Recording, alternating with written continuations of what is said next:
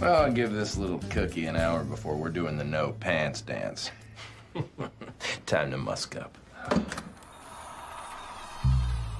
Wow. Never ceases to amaze me. What cologne you gonna go with? London Gentleman or... Wait. No. Hold on. Blackbeard's Delight. No. She gets a special cologne. It's called Sex Panther by Odeon. It's illegal in 9 countries. Yep. It's made with bits of real panther. So you know it's good. It's quite pungent. Oh, yeah. Ooh, it's a formidable scent. It stings the nostrils. In a good way. Yeah. Brian, I'm gonna be honest with you. That smells like pure gasoline. They've done studies, 60% of the time, it works every time. There you go, folks. That's exactly how it is. That's the truth right there. 60% of the time, or what is it? 130% of the time. There you go, Liam. How y'all doing? What's up, brother? What you got going on, man? You playing Tetris or some shit or what? No, I'm finishing a text to my daughter real quick. Oh, okay. All right. That's positive. I like to hear that. That's very heartwarming. He's doing some dad. He's doing some serious dad stuff. That's right. Yes, That's right. very serious dad stuff. Hey, anything having to do with dad stuff is always serious. But no. Hey, folks, what's going on? This is, of course, Jeff S, aka True Knowledge, hanging out, still alive after the She-Hulk series ended. I'm starting to recuperate from it, although I'm still wounded and I'm dealing with some PTSD from the last couple episodes and whatnot. But I'll get over it eventually. I'll heal.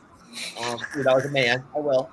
But if Renee's nice to me tonight, though, that might help. But we're here to do, of course, episode 8 of the House of the Dragon Game of Thrones prequel series from HBO Studios, HBOMAX. The one where King Viserys basically is half his ship has fallen off. He's looking rough. You know what I'm saying? He's having a hard time. He's not doing so hot. Hey. But either way, we have a absolutely wonderful, eclectic, outstanding celebrity guest panel here this evening without question. I mean, seriously. We managed to get Tony to come back for round 2 here on the Bleeding Edge. He's on the panel again for a second show. I can't believe it. I bet Renee $50 he would not come back because he'd be like, he probably would have told his wife after the show last time, what the fuck is going on with this Jeff guy, man? Jesus Christ. He's fucking weird, man. No, but thanks, Tony. We appreciate you coming back on, man. Yeah, no, I appreciate you guys having me back on. And no, I worked with 11 Bravos with the Army and 0311s with the Marines. And for anybody who doesn't know, that's the infantry. They're one big gay cult, even though they don't particularly care for gay people. They are one big gay cult because they do a lot of gay stuff. But I mean, they're still a blast. They're just one big old fraternity brotherhood that's just a blast to mess around with. So I'm like, oh, okay, it's just more of the same. Hey, obviously they haven't evolved themselves up to the Sex Panther level. Exactly. There you go. But Renee, how you doing, hon? Doing really good. Hey, I want to just hats off to Renee and thank Renee. Renee and I pulled off the first ever episode and edition of the Bleeding Edge After Dark, late night show or whatever that we're eventually going to hopefully pop off maybe once or twice a week. If I can, if I can get Renee to hang out with me and whatnot and kick it with me at 1 or 2 a.m. We got the first one out out of the way. It's done, and we did pretty good. We got some good views on it and shit and whatnot. So hats off to everybody out there that caught us in the middle of the night and shit. Thank you, especially those of you on Twitch. Appreciate you. I guess it's a good time for us on Twitch. We did really good on there for just an hour. So, and hats off to William. William, it's good to see you on the Bleeding Edge again, man. Thank you for having me, man. I appreciate you. Shit. Let me be here. I think I saw you just recently, but I can't remember. I couldn't tell. I mean, there was some guy in there talking about he hated Hawkeye or whatever. Well, I don't know why you would ever say that, but I hate it. Oh, you were that? That was you? Oh man, that was me. It's always gonna be me. Now, if it was Ronin, it'd be a different story. But Hawkeye, nah. I think you had a different hat on. That's what it was. Yeah, I had a different hat. I had a flashlight hat on the last time I was here. That's right. Yep, that's right. Hawkeye can go somewhere. No, William, you of course. Well, first of all, William, before we go ahead and get into the episode review, William is of course the creator and the host of the Geek Gauntlet podcast, and he's a Twitch partner. He's monetized on YouTube, and we all know everybody here on the team on the Bleeding Edge. Some of them started off with us, and they're all good people. Shout out to Kat and Janae and Shaw. And I haven't met Diamond before yet and whatnot, but I'm sure she's great. Yep. But what is the new show you're doing over at Geek News Now Network, man? It's called A Really Good Podcast, and what we're doing over there, we're going over shows of yesteryear, classic shows, classic movies, things of that nature. We talked a little bit of Harry Potter on the first episode. Rest in peace, Robbie Coltrane. And now we got some Disney stuff coming up next week. Coming up this Wednesday at 10 p.m. So definitely check us out. Be on my on the GNN Geek News Now YouTube channel. Awesome. So it's actually it's like an original show. Yes. Oh, that's great. You know what? I'm glad you did that, William. That was something that when we were over there, I was pitching stuff like that to Damon and whatnot, and David right towards the end. You know what I'm saying? Like getting in that territory. We talked about it then, remember? Mm-hmm. So no, that's really awesome that you're doing that, man. I'm happy for you. Thank you. No, most definitely. So basically, folks, if it's all right with you guys, I'm gonna go ahead and just play the episode 8 promo trailer and whatnot and get it out of the way before we go ahead and dive into our discussion. I think it'd be a good way to kind of set things up. If I can find it. There we go. As hand, I speak with the king's voice on this and all other matters. Tomorrow the High Towers land their first blow. Those vipers rule in my father's name. To King's Landing, then.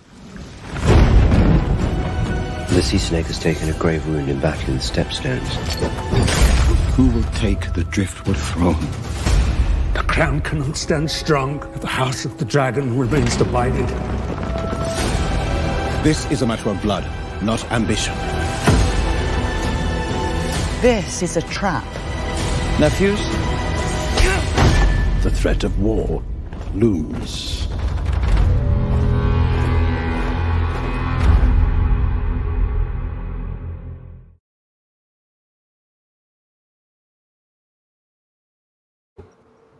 There you go. That was pretty short, but I think it pretty much kind of sort of encapsulates kind of what the episode's about.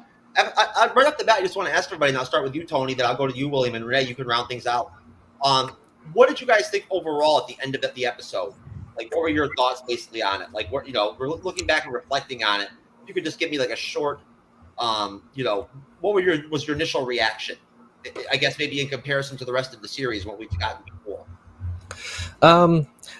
To me, it's kind of the big thing of, you know, communication is so important, because you look at, you know, when he was asked that question of, you know, from Rhaenyra about, hey, do you remember when you told me about Aegon's dream? You know, do you remember what it meant? Do you remember, you know, what it would entail for me, you know, taking over as your potential heir, as we all can tell, it's coming near to the end of Viserys' time.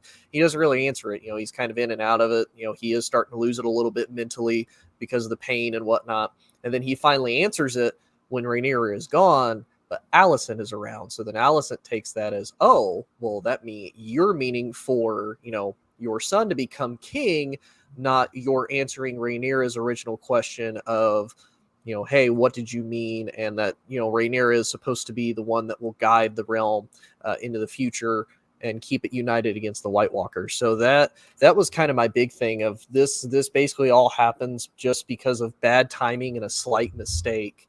And it also goes to show how almost kind of secretive Viserys kept that away from even his wife and probably even Otto Hightower, that he didn't tell them, hey, this is why the Targaryens are really ruling, is because of a dream that Aegon the Conqueror had about the White Walkers in the future. So to me, that's kind of the big thing, is that Viserys, you know, really only ever shared this with just Rhaenyra. He never shared it with anybody else. So I don't think anybody else actually knows that this was supposed to be his actual intention. William, what were your thoughts? First of all, this has been one of the most raw television series I have ever seen. When old boy said, "I'm standing for my house for Venerian," or part of my language. I'm standing for my house. Then he said, "Your children are bastards, and she's a whore." Cut a boy head off. I said, "Oh my gosh, bruh, in front of everybody. Oh, and I've been kind of tough on the series because I like my shows with a little bit more action. But at the same point, when they get to the action, they get to the action. And that's what I like about it. Yeah, you know, the houses and the crown and things like that's all fine, well and good. But you know, back in them days, the way they did things, they did it straight and they did it direct. And that's why I like to see it. And again, the acting is always on point on all these series. Episode of the series, excuse me. They're so invested in their role. It's just it makes you get invested into what they're doing. It makes you get invested to what they're saying. And trying to understand it. I had to go back and look at episode 8 twice. But I was there, I was invested in it, and I'm really enjoying it. Yo, you know what? That is some serious freaking effort right there, dedication, William, because that's an hour and 18-minute long episode. So like to watch that bitch twice, that's some serious shit, man.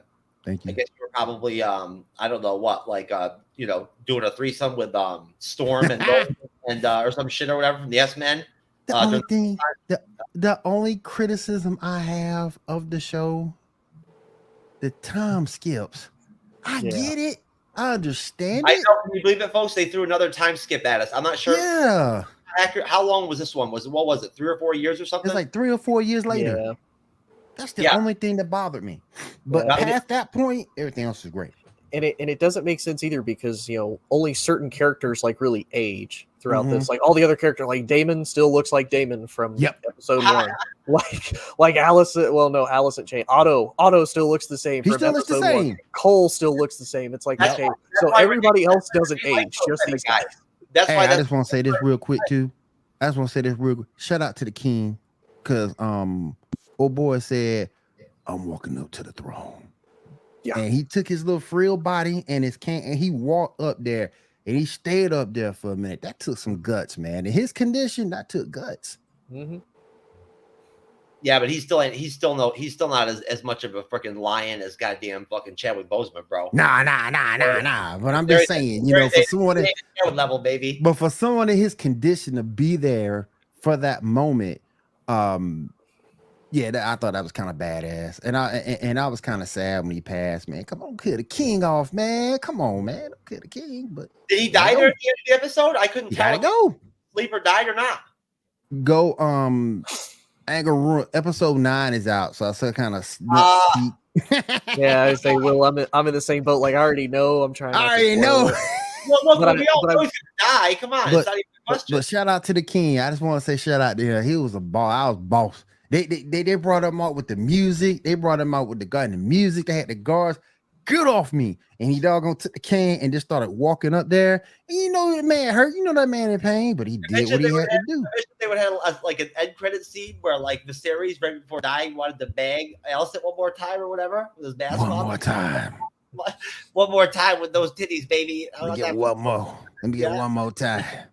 And in case you guys don't know, that very last line that he says, where he says "my love," that was completely improvised by Patty Constantine. That was nowhere in the script. Really? That was his own design to decide to say that and let people kind of take that for what it is, whether it's Emma, whatever. Wow. Well, I'm gonna go to Renee, but I just want to say that Patty Constantine makes me kind of reminds me of the actor that played Ned Stark in the first season of Game of Thrones. Sean Bean. You know, he's only in the one season. You think he's going to be? You think he's going to be the number one character in the entire show? They kill him right off in the first season. It's the same deal with Constantine. He's been outstanding. You know what I'm saying? He's probably been the best actor in actress on the fucking series, as far as I'm concerned. Possibly. You know what I'm saying? Yeah. I mean, he's had to act the fuck out of like his role at times. You know what I'm saying? Like, you know, all the other characters are, especially male characters, they're very simple people. He's very complicated. But go ahead, Renee. Renee, what was your synopsis based, you know, or feeling based off of seeing episode 8 the first time? Yeah, I thought it was in some ways it was kind of had a climax to it. It was, or you felt like it was coming to that climax because, as William pointed out, there's that huge scene where he struggles and has that long walk and manages to get onto the throne. And I thought it was very poignant where Damon actually gets him right at the very end and helps him up.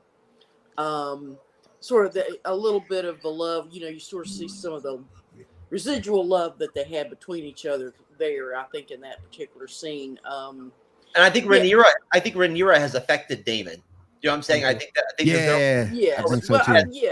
Yeah. And before, and with his first wife, I think she really, and getting his family, getting his daughters and whatnot, I think that really sort of settled him down a lot. I think what stood out was that it sort of looked, as I said, it seemed climactic because everybody's sort of coming together there just for the king's sake, because they're so impressed. Everything, all the emotions are coming together in that moment, and so they decide to settle down and let's just be a family here at this for this little one more time. And until you see Allison, she's realized she's sort of settled into the idea of Rhaenyra because she sees Aegon. Aegon is just a complete waste of human flesh. He would not be a good king. So she's sort of, well, maybe it's for the best that we go ahead and just let it go. But then as you point out at the very end, she misunderstands what the king is saying. So now it's going to start back up again. Now whatever her plans are, I sort of think she's going to get Aegon out of the way, although Aegon's got the name, because the real power, the real smarts and the guts and the is that second son. Yep. And he's really, you can see he's a chip off Damon. I mean, he and Damon are like two peas in a pod. So yep. Yeah. Look alike too. You're talking about Aegon. Yeah, resemble. Mm-hmm. Yeah. I get confused with some of the kids and whatnot. Well, they're not kids anymore by episode 8, but you guys know what I'm talking about. Yeah. Because it's at times I get a little confused with them, but basically, I believe that you're talking about Aegon. Aegon said he don't even want it. Yeah, isn't that Aegon, Tony? No, Aemond said he don't even want. He don't even want it. He says, "I'm not worthy." Yeah, he said he did want it. Yep. It's interesting. And we'll get into the whole dynamic of like the evolution of the relationships between the children now that they're growing up. That's just another angle that they've added to like this shit. Another layer they've added to the series now is there's this dynamic where the children have had their own dynamic and like own relationship and whatnot. And they've given us scenes where it's only been the children. Yep. Of the two households and whatnot and everything and whatnot. And their conflicts and like their fucking like like picking on each other and strategies and shit and whatnot. Them already starting their own Game of Thrones bullshit from jump, basically, right? You know what I'm saying? Like House of Dragon too. Yeah, essentially, right? That's how thick this shit is. Mm-hmm. You know what I mean? Like literally, it starts at like from childhood. Yep. And you have to imagine too that like the parents and the family members don't help because they're probably influencing these kids all the time. Oh yeah. Because it's all these people think about is this shit. That's all they talk about. They they live and breathe it and eat it. So. I mean, you remember even in real life, this time period of like in history was like a tough time period. Like I say, it was savage. It was really savage. Yeah. It was like it was like you either fucking like get after it and fucking or you're gonna die, motherfucker. And again, that's to me, that's still evident in the fact of Alicent walks into Aegon just jerking it off in the window in front of Lord and everybody on the public, and she doesn't even bat an eye. She's like, what do you think you're doing? You need to be trying to like rule right now. I'm like, your kid is masturbating in front of literally everybody. And you're just like, nah, it's fine. In front of the ocean. It's a Tuesday morning. That's what he does. In front of the ocean. They lived in a savage time, but the medieval period, medieval-ish. This is not historical. Medieval-ish. It's not real. But anyway, but we have people like that. I mean, people of privilege, rich people, I mean, they think they're above the law. They think that the rules don't apply to them. They can do what they want. True. They deserve, they're supposed to be given everything in life. How dare you not? How dare you say no to me? That type of stuff. So, it's the attitudes. I don't think that's changed a whole heck of a lot since that period. But what I'm wondering is what was that kid thinking about, or like what was he looking at when he was jerking off out the window? You know what I'm saying? Like he wasn't watching porn. Obviously, there's no TVs during this time period, right? There's no electricity.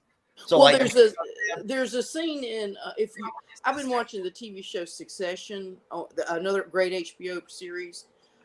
where this is it's modern day rich family, sort of modeled a little bit after the Murdochs. I mean, and but not exactly them, but something that type of family.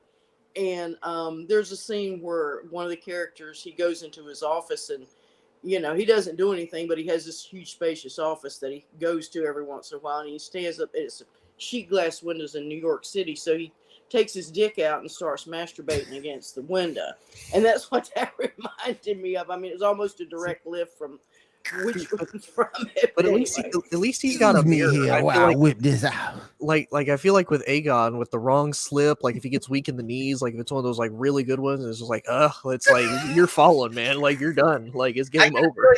If Aegon was around today, he'd be one of the dudes on the dating sites that be sending dick pics to chicks left and right, like from jump. Like that's initial message, you know what I'm saying? Like straight dick pic. Oh, yeah, John brings a good point, because if you get weak in the knees, boy, that's your ass. Yeah, and there you go. Aemon, congratulations, you're gonna be king. Yeah. Hey, I didn't tell you, man. I'm thinking about starting a new show, like a new podcast or like a new YouTube channel called Dick Pic Logic. Oh, yep. Okay. That's the title. Dick Pic Logic. I love it, dude. I thought about it one day and I was like, you know what? That shit is bomb. But either way, we'll talk about it another time privately. Okay. Obviously, it will not be for kids. No. You know, now, I don't think there's any. That's like rated R plus. No, I can be nice and be PG and everything and whatnot when I guest on other people's shows and shit and all that. But if I'm gonna be doing my own content and whatnot, there ain't gonna be no for kids shit. No. You know what I'm saying? No. Unless you want your kids to be getting laid at like 9 years old. Oh well, no, we don't want that at all. We don't want Jeff. that. That's just his bag. No, That's just his you don't bag. even want to say those things. That's just a bag of House of Dragons. For real, you know what I'm saying? I mean, you know, when that happens, like, as a parent, you have to pay the kids child support. How the hell did a niece and an uncle get married? How you gonna marry your cousin and everything's gonna be fine? Well, have you seen? I don't know if y'all pay attention to the memes and like some of these Facebook groups, but they do kind of make up a point. It's like in Game of Thrones, you know, Jaime and Cersei, brother and sister doing it, and they're like, that's true. Whoa, not okay with it. That's that's kind of But then uncle and niece doing it, we're like, whoa, it's kind of hot. No, it's not. It's still like, weird. That's weird. That's like Sword Out Online, or what we call sexual assault online, where the sister got the hot for the brother. Oh my god, that second season with Gutgale or whatever, whatnot. Oh my god, that's weird, dude. That is weird. Every female character on that season wants to bang him. Yeah. Hey, blood ain't thicker than that ass. I'm just saying. Even the little animated digital like female, like little person or whatever, whatnot, that like hangs out with him and shit, whatnot, wants to bang him. Yep. And she's not even real. Ain't even real. Nah, man. You know what I'm saying? Like, I don't know what the deal's with that, but hey, I'll tell you what though. Season 3 of Sword Art Online, Alicization, War of Underworld, fucking dope.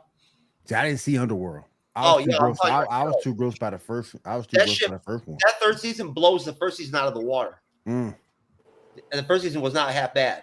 You know, well, that's another conversation to have here, because I don't think Tony or Renee really give a shit about Sword Art Online, just to be frank. I don't blame them. What I call it sexual assault online. But anyway, let's go ahead. Although, hey, you know, I'm not gonna lie. I've worn Sword Art Online T-shirts and shit on here before, folks. So I'm a proud SwordArt Online fan. I don't care what y'all think of me. I don't think we should encourage sexual assault. That's what we call it. Sexual assault online. That's what we call it. Folks, we at the Bleeding Edge do not condone sexual assault. Just to be clear. We do not. Or please. Or underage sex. Yes. No. That's Bleeding Edge style. Has nothing to do with rape. You know what I'm saying? All over 18 and not in the family, please. That's right. You know what I mean? Bleeding Edge style sex still requires consent, folks, just to be clear. All right? So, as long as she's awake. If she's sleeping, it's different. Damn. Hey, listen, I was trying to connect myself to like the episode, man. You know what I'm saying? Like, you know, I can't get down with that though, because I can't get down with that because she ain't gonna remember it. Oh, that's true. That's true. But either way, I'm just trying to down like that. Better connect with the episode, you know, because we do have an aspect of the episode where we do get to a point where essentially Allison's son right off the bat, basically, right in like the first 15 minutes of the show, she gets presented with the maid having been raped by her son. You know what I'm saying? And like the way she handles that shit is cold. That is some cold shit. Now, and I'll just go right around right there. I'll go around the table. Renee, and we're going to get into Driftmark and whatnot and everything, and like Corlys Velaryon getting injured and whatnot, and his brother and all that shit in a minute. But just real quick, Renee, what did you think of that scene? I don't care about the jumping around a little bit. What did you think of that scene with Alicent and her development at this point, to how she handled that situation, as far as like the continued eroding of like her ethics, just like slowly fucking evaporating? You know what I'm saying? Like Well, I don't know that she ever had any, to tell you the truth, but I thought she did. She's very proper. She's very prim and proper. She likes everything traditional. She likes everything a certain way. I think I don't know that that's necessarily morality on her part. Maybe so. But like I say, she's very smart. She's very canny. I mean, she knows what's going on, and she's going to manipulate. It does appear that she's gotten, I think they don't really touch on it that much. It stays off to the sides, but that, where you saw that 7-pointed star and she had on her neck, and also had put one up in the walls or whatever, and that's part of that 7-god religion. Yeah. And I believe she's gotten more and more into that. She's become very, if you recall the earlier scenes where you're in her bedroom and you see pornographic tapestries, quite explicit, and then over time we see all that stuff's going away. She's getting somewhat puritanical. She's not going to be as she's always sort of looked the other way, but I think she's getting sort of very, certainly overly religious, but in not in a good sort of way. You know what I'm saying? She's going to be puritanical. She's going to be unforgiving in that regard. Would you? I mean, Tony, you would know probably in the Game of Thrones, right? 500 years after this series transpires, basically, right? Mm-hmm. Isn't that religion the ardent religion of like basically of the kingdom? Isn't that like the religion? Yeah. So it was actually. It was pretty well founded throughout a lot of South Westeros. So pretty much everything south of the north of like the Starks, the Boltons, all of them, they worshipped the old gods. So like the children of the first men, a lot of the gods that they equivalated with. South Westeros did more of the 7-pointed ones. And then when Aegon and the Targaryens came over, Aegon was pretty smart in the fact of he didn't exactly want to be like, okay, I'm going to get rid of this religion. I'm not going to do anything with it. He came, he learned from it. Now he did have to, very abrasively negotiate with the Septons to be like, hey, y'all are going to have to be okay with me having 3 wives. Oh yeah, by the way, my wives are also my sisters. Right. There was conflict, right, with the populace based off of that shit. Yeah. And there was also, like in Game of Thrones, the Faith Militant comes along because they're, more of the powerhouse behind it. And Aegon's like, yeah, no, that's adorable. I'm going to stop that. And he does. And it stopped all the way up until, kind of in the middle of Game of Thrones. Tommen Baratheon brings it back.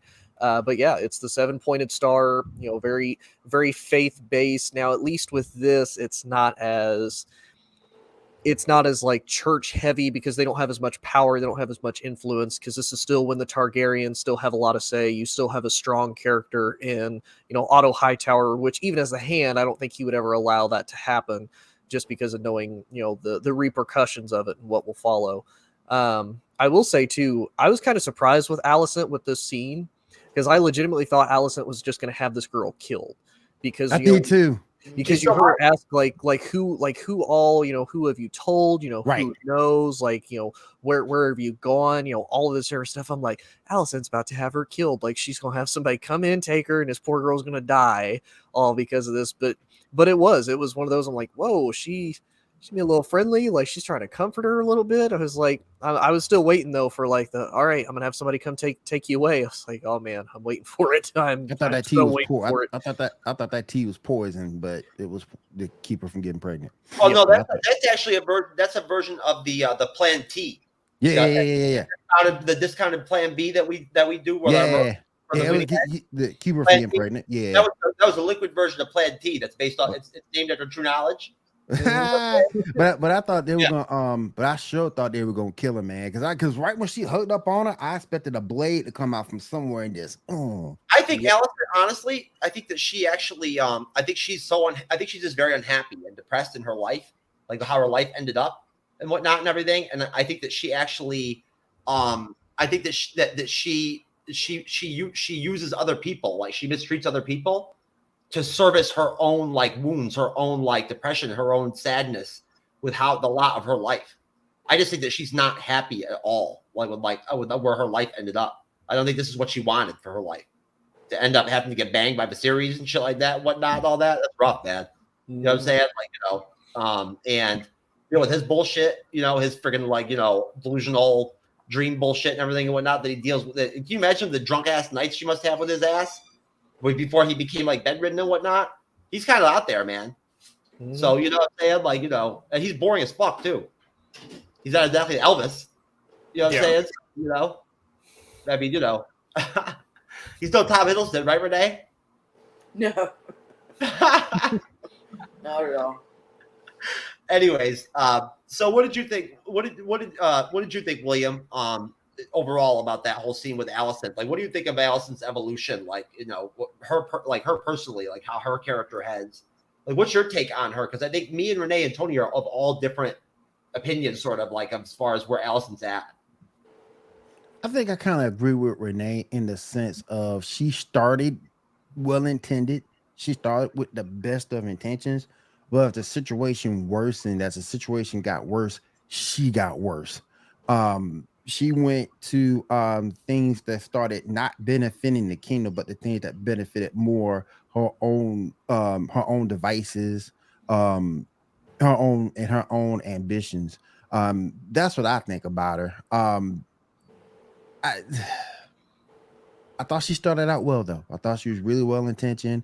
I thought she was in love with the king, and that was going to be it for her. I was going to be happy with the king's wife, but apparently, even being the king's wife ain't enough. Well, I think she's conflicted. Does that make sense? Yeah.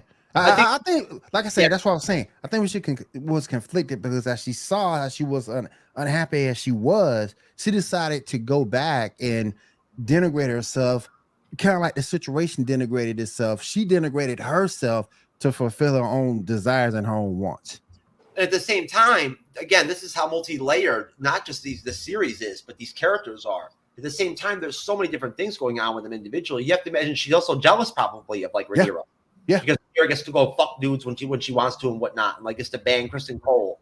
You know what I'm saying? And now Allison, what she got? She got shit. Man, she got the old man king. That's it. There you go.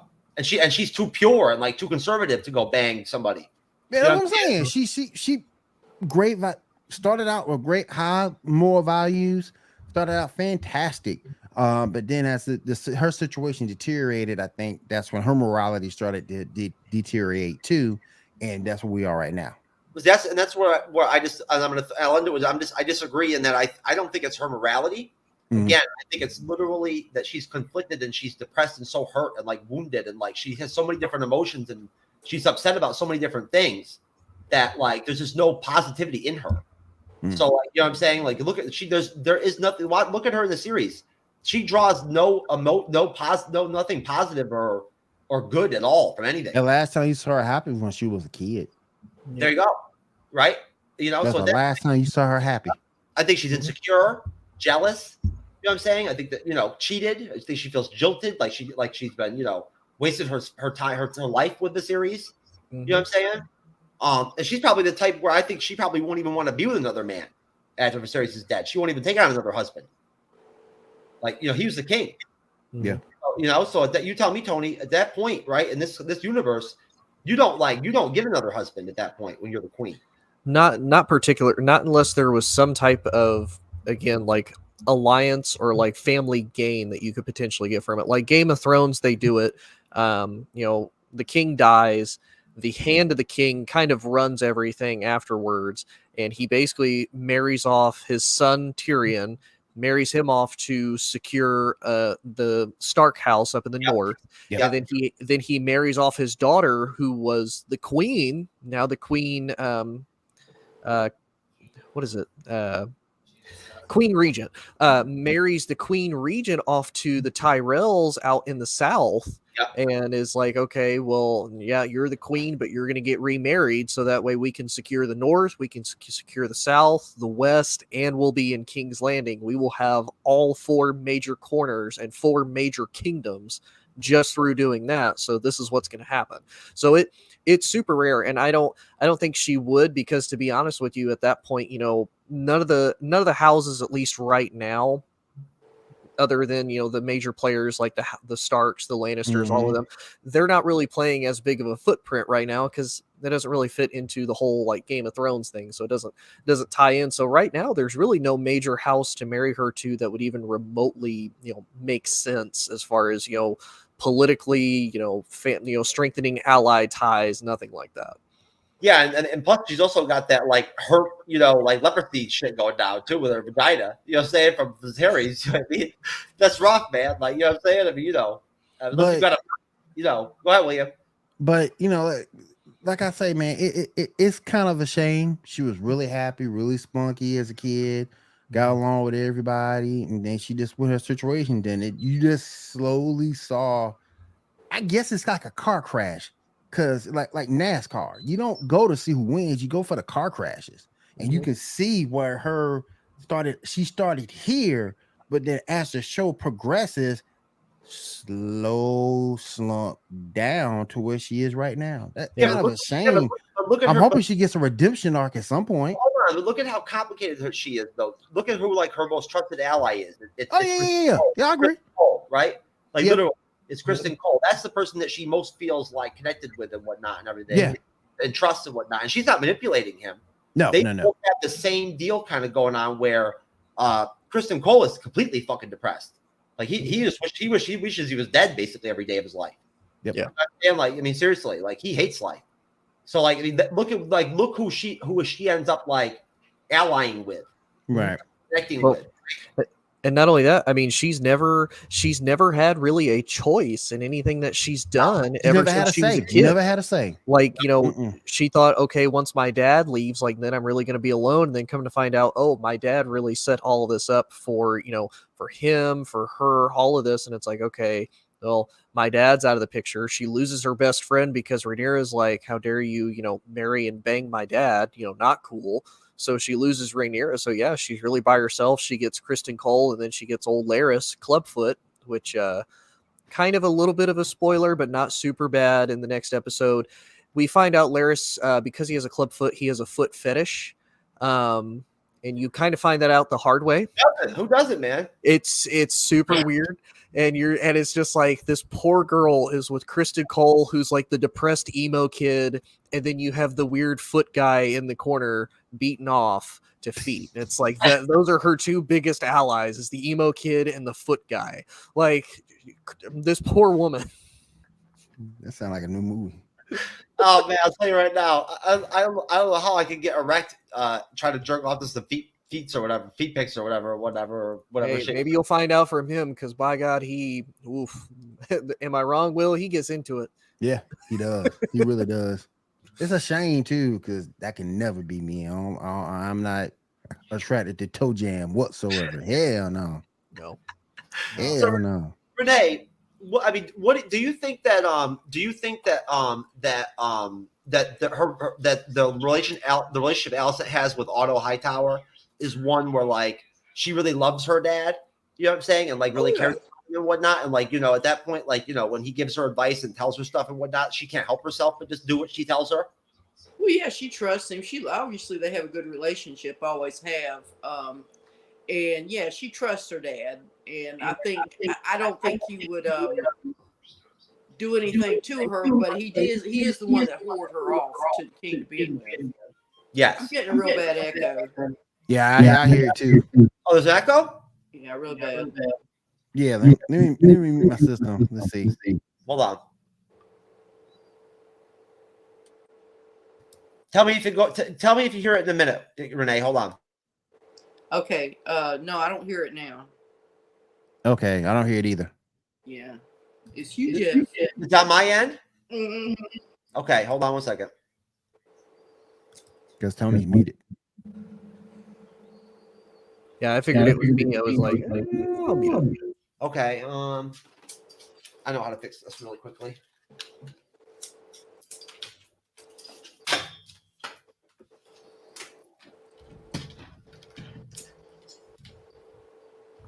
Okay, how's that?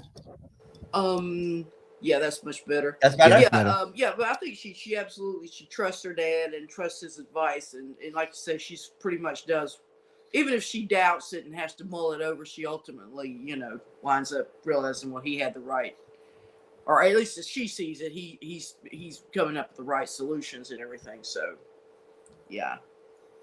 Yes, interesting relationship between the father and daughter. But because like I said, he is the one who essentially, and that would have been normal. I mean, that's what they did back then, or did in the medieval era, was that you would send, if you were wanting to get in with the king, you would send your daughter to the king's bedchamber. That was not uncommon back in the olden days. No, and what do you think, Renee? Again. I want to talk. I do want to get into episode 8, but I don't want to do. I really don't. I want to change things up. I don't want to do like scene to scene breakdown type review type stuff, like kind of where Cyber would go with things. I don't want to work right off an outline directly and break things down scene to scene. I'd rather kind of approach this episode and talk and tie into the rest of the series into this review and whatnot. If you guys don't mind, kind of the same way I did last week. And like not kind of like really follow any kind of real straight line.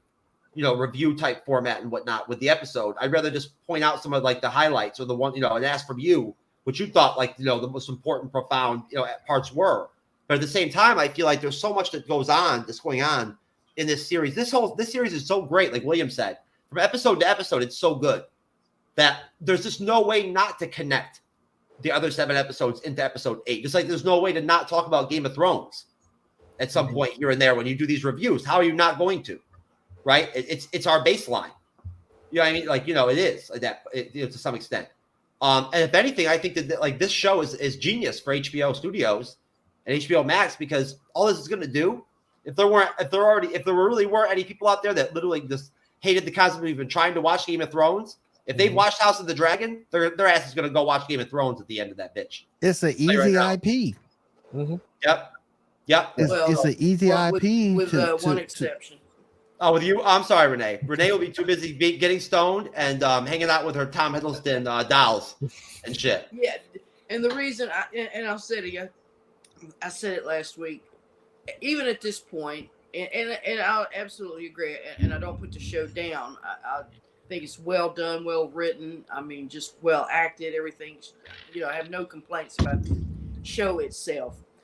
I don't like this time frame. I don't like these people. I don't like what goes down, how they have to live their lives. I don't either. The one scene where you point out where that's Allison, an investment for you when you start hating. Hang on, we don't expect Allison to show. We don't expect any of those people to show kindness to anybody. Facts. So we don't expect her to be kind to that serving maid who got raped by her son. But she is. We're sitting there the whole time. Oh, she's going to drink poison. Oh, she's going to have her taken out. No, she doesn't. She actually shows her genuine compassion and kindness because she knows what her son is. She's not going to pretend that what he isn't. So yeah, I'll give her for that. She is highly principled. I think the problem is she will when she has to, she'll let those principles. She'll pretend those principles don't exist. But it's that type of situation, and she's just trying to survive. You can't really blame people for trying to do what they have to do to survive. So in that sense, I can't blame her. But there again, every episode I'm depressed at the end of it. And I'm committed to the series. I'm gonna watch it all the way to the end. But I'm still, would I watch Game of Thrones knowing what it's going to be like?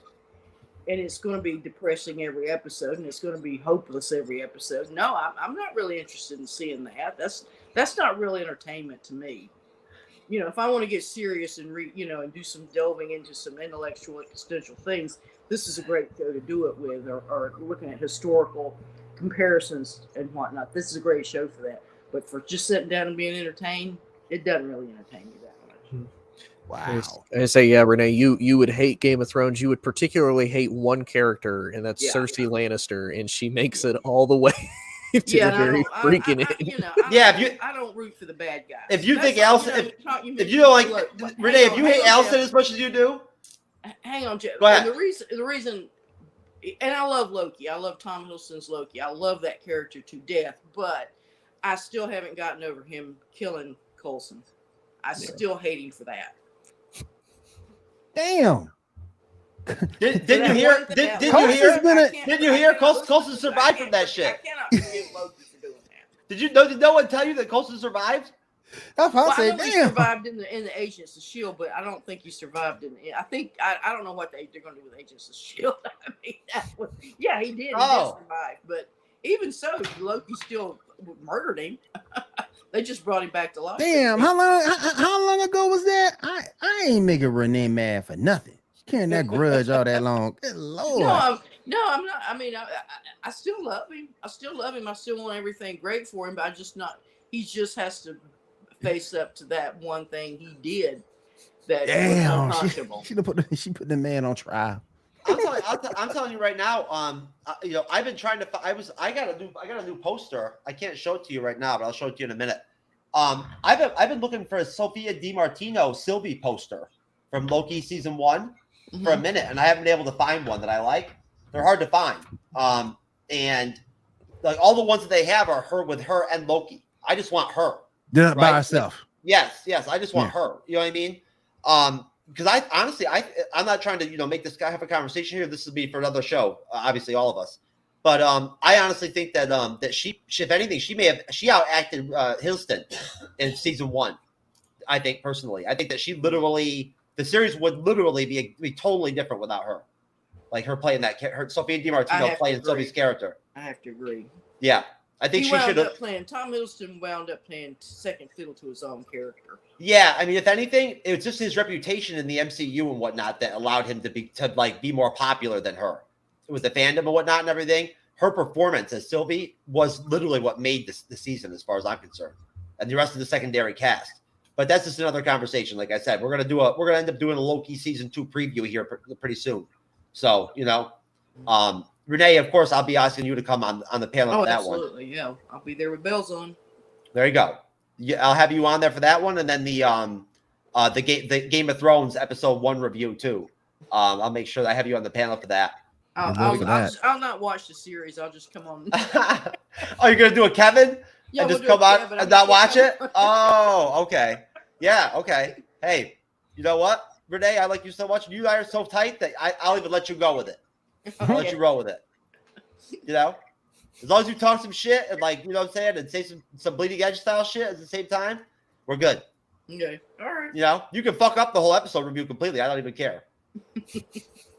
Well, I'd be like, Renee, what happened in episode 1 of Game of Thrones and whatnot, this scene and whatnot? And Renee would be like, oh, well, yeah. Well, I love the car chase. Yeah.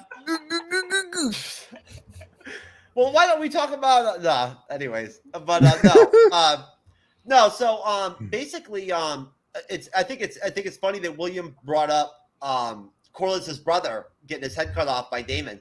That was just raw, man. That shit shocked me for a second, but then I was like, you know what? It's Damon. You know what I'm saying? Like, what else did you expect? That was the most fuck around, find out type thing. Because especially when he looks at him before, he's like, say it. I'm like, oh, shit's about to go down. Damon's like, fuck around, do it. I dare you. I double dog dare you, motherfucker, do it. I love where he says, well, he can hold his tongue. Yeah, he can keep his tongue. He can have his tongue or something. Yeah. And he looked all and then after he did it, he looked all innocent. He can keep his tongue. Yeah. And you think about it, Damon didn't really say much that whole episode, a few lines here and there. He's just quiet, and then he makes the biggest impact of the show by not saying a word. Not even 10 lines. I don't think he even had 10 lines in that episode. That's the thing about this season so far, is that if you look at this show, I'll tell you right now, I have no problem. I don't have any insecurities of my masculinity. I know I need women in my life. I know that I can't be the best kind of man that I want to be in my life if I don't have female companionship in my life, not just sex. I have to be I'm not balanced the way I want to be. I don't have the right energy as a man that I want to have every day if I don't have female companionship in my life, if I don't get laid, if I don't have intimacy. I need all of it. I need women in my life to be the best man that I can be. And I'll tell you right now, you know, and I also the slaving them out and shit the whole time and whatnot and all that, getting whatever the fuck I want from them is good too.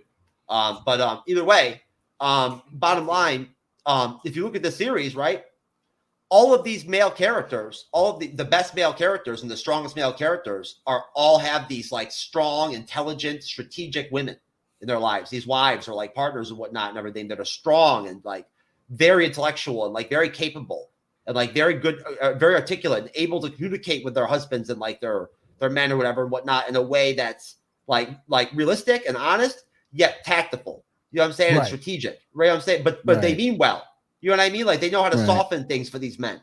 And like they're all literally like, look at Damon. Like Damon's a fucking asshole that's insane and does stupid shit all the time and whatnot without Rhaenyra. He starts seeing some of that Rhaenyra snatch for a couple of years, and now all of a sudden he's like fucking doesn't even talk and he's just handling his business and shit and whatnot, and like loves his brother and whatnot. You know, like he suddenly is moral all of a sudden. But you even got to give him credit too. Like he's never really stopped loving Viserys. Like even when Viserys is banishing him, like he hasn't stopped loving it. Because if you remember, what was it, episode 3 or 4, like right before they go through the war, you know, what's his name? The current Lord of Driftmark. I can't remember his name off the top of my head.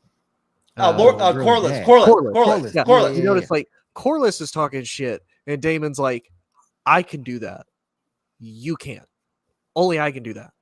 And, you know, that kind of stays true throughout the whole entire series. Now, he doesn't want to come back to Viserys because, again, you know, Daemon, he did point out, he's like, you've never asked me to be your hand. I know these people are going to take advantage of you because I know you're not a strong king. And you don't even want me there. Like, yes, I do stuff to, you know, mess with you. But again, you know, this is also where we've seen Daemon start to age. And it's like, no, I have other priorities now. I don't want to be there. My chances is already gone. And nobody's really going to continue to support me because I still have a bad reputation there. But yeah, I don't think Daemon's ever stopped loving Viserys. You know, I think he's just learned to hate King's Landing and hate the whole politics thing more. I think he just needed to get laid, Tony, because I mean he couldn't like get an erection for like ever. Yeah. You know what I'm saying? Until like Rhaenyra, for whatever reason, is the one chick that he can actually get it up with.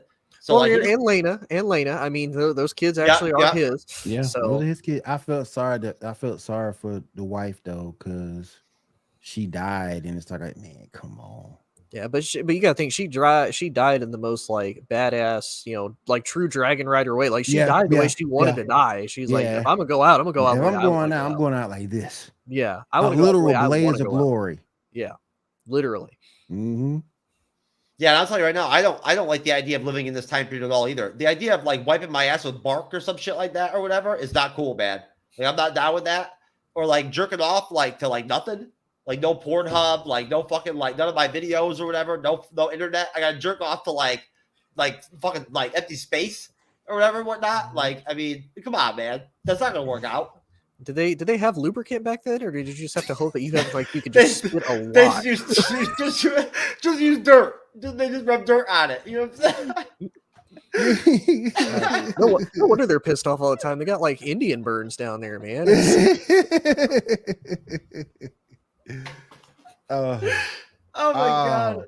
It's like the Tuscans, man. That's a good point, though. I've been trying to work with the Tuscans for months, man. You know what I'm saying? As a translator, I've been trying to get them to understand that they need to switch from sand as lubricant for jerking off to like lubricant. I mean, Vaseline wasn't quite invented back then yet, so you know. Hey. Pomegranate, orange, watermelon, something. An apple, something. Something. Juice. They had butter. They had butter. And that's true. That's true. Lard. I mean, what do you need? You just need it. little cow fat. Yeah,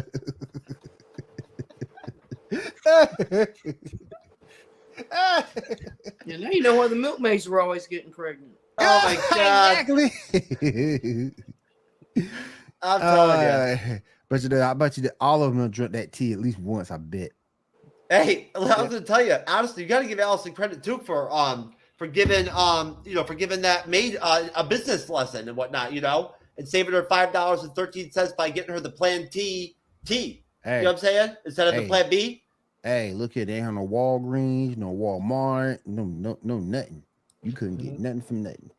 Well, They and you got to should. think too. Look at how quickly they had that made. Like at first with Rhaenyra, it was like, oh, this is a super secretive thing. We don't know how long it took, and then Allison's just like, hey, I need this, and within like 5 minutes, here it is, hot. Here Ready. it is, ready to go. I came from Like- another stream. I paid $15 and now I'm butthurt. Why you butthurt? Like, did you tip him $15?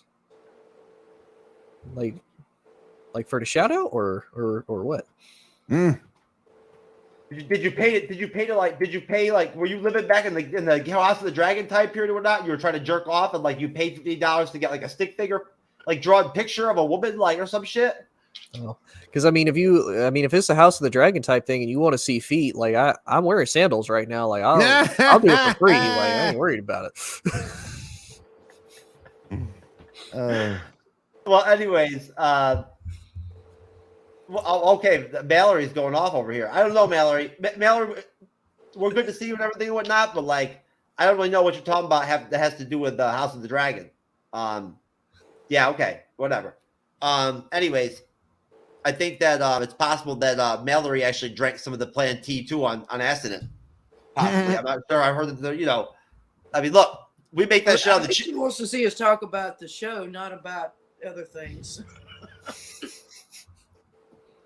Hey, we got okay. She is talking about the show. Okay. Who cares about how they jerk off? I think we spent enough time on jerking off. So. Oh, me too. Okay. Let's So Mallory gave like basically a breakdown of her thoughts on the whole scene and episode and whatnot, and they played all of the voicemails except for hers. And you paid money and they didn't do it. That sucks. That's dirty. That's real dirty. Jacked up, man. Yeah, that's not cool at all. I'm sorry about that, Mallory. I didn't mean to poke fun and whatnot and everything. I just didn't understand what you were saying at first. You know how messaging can be. I'll give my $15 back. Tell you that. But let's just to flush out essentially like what the first half of the episode is all about. All they basically are like all the controversy, all the episode, the whole premise of it is for like the first I'd say like 2/3 of it is the whole concept of the fact that this question of the legitimacy of Rhaenyra's kids is becoming very important. It's becoming a big issue. You know what I'm saying? Like it's building, like it's the crux essentially of like what's going to end up causing like the House of the Dragons, or the Dance of the Dragons. You know what I'm saying? Is like that this issue, and that's basically all they're flushing out. Initially right at the bat, when we're at Driftmark and we get Corliss's brother. Corliss has been gravely injured, fighting again. They don't know if he's going to survive. No, he's fighting the what are they called? The Triarchy. The Triarchy again. Yep. Over at the Stepstones. Yep. He's been gravely injured and he has the fever or whatever that they call it or whatever, the Maesters say, which we all know, that have, done Game of Thrones and whatnot. Once you get the fever, you're pretty much fucked. You know what I'm saying? Unless you actually like, are from a Shy or some shit and you worship like the Lord of Fire and, and light and whatnot, then it's different. But, so basically like, essentially what we do get in the beginning though with Corliss's brother is that he's the first person to like really actually like, come right out and straight up like, tell like Rhaena, hey, like, I don't fucking care. Like, I'm not going to play games around. I'm not going to play games anymore about this crap with these kids that aren't really like my blood. You know what I'm saying? Like, you know what I mean? Like, they're not your sons, Right. So, you know what I mean? Like, and I'm not playing this shit. Like, you know what I mean? Like, I'd love to have, you as an ally or your friendship, but I don't need it, and basically tells her, Viserys doesn't run the fucking kingdom anymore. Otto Hightower and Alicent do, which is the truth, which we do later on see that they do run the kingdom. Yeah, Mallory, you're getting after it over there in the comment section, hon. Yeah. So basically, she's talking about how Larys, Larys doesn't just have, it's not as simple as a foot fetish, that basically he's rich, he's high up on the societal ladder, he continues to grow, he can see as many feet as he wanted, but it's a combination of power, control, coercion, dominance, flexing on Alicent, which does make sense, and she needs his info, and he doesn't necessarily need her feet, but it kind of all culminates together of the fact that he has the control over basically the most powerful person in the kingdom right now, technically, even though Viserys is incapacitated, she's the most powerful one, and he basically gets to jerk off to her feet. Yeah, and is in control because he has all the dirt. He has the minion. Again, he has because more than she does. there's no porn during this time period. You know what I'm saying, Mallory? Yeah. So at that point, you got to pay $15 for some feet. You know, whatever. You know. Yeah. 15 coin. There you go. But so we then get we get Damon and we get Rhaenyra like very quickly like sailing. I mean, the way that they showed it on the episode, they were only sailing for like 15 seconds. I guess that was the whole trip. Mm-hmm. Like the whole from like literally from Dragonstone or whatever to like King's Landing was only took 47 seconds. Yeah, which is amazing. Like I don't know how they did that, but hats off to them. Tie it to the foot of the dragons. The dragons just pull you. Yeah, and then they let them go. Like as they get a little bit closer, and they can just drift in. That way, there's not a like sudden hard stop. Yep. I want to see. What are they gonna? I want to see Rhaenyra ride her damn dragon. I'm like I I want to do see that too. shit. You know what I'm saying? Like seriously. Like they need to. I wish they just showed that and like remind people like, yo, Rhaenyra can ride a dragon. Like she has her own dragon. You know what I'm saying? Like that part's not even. That's not even in like been a part of the series recently that much really. But either way, they go to see the series. Again, we've had. I don't know. I don't know the official time jump. Maybe Mallory does between this episode and episode 7. I'm assuming it 5 years. Okay, so it was 5 years. So we had 10 years. Now we just had 5 years. Yep. Right. Okay. So. At that point, who the hell knows what age that makes Rhaenyra or like Alicent or any of these characters? And again, Daemon looks the same as he did in episode 1.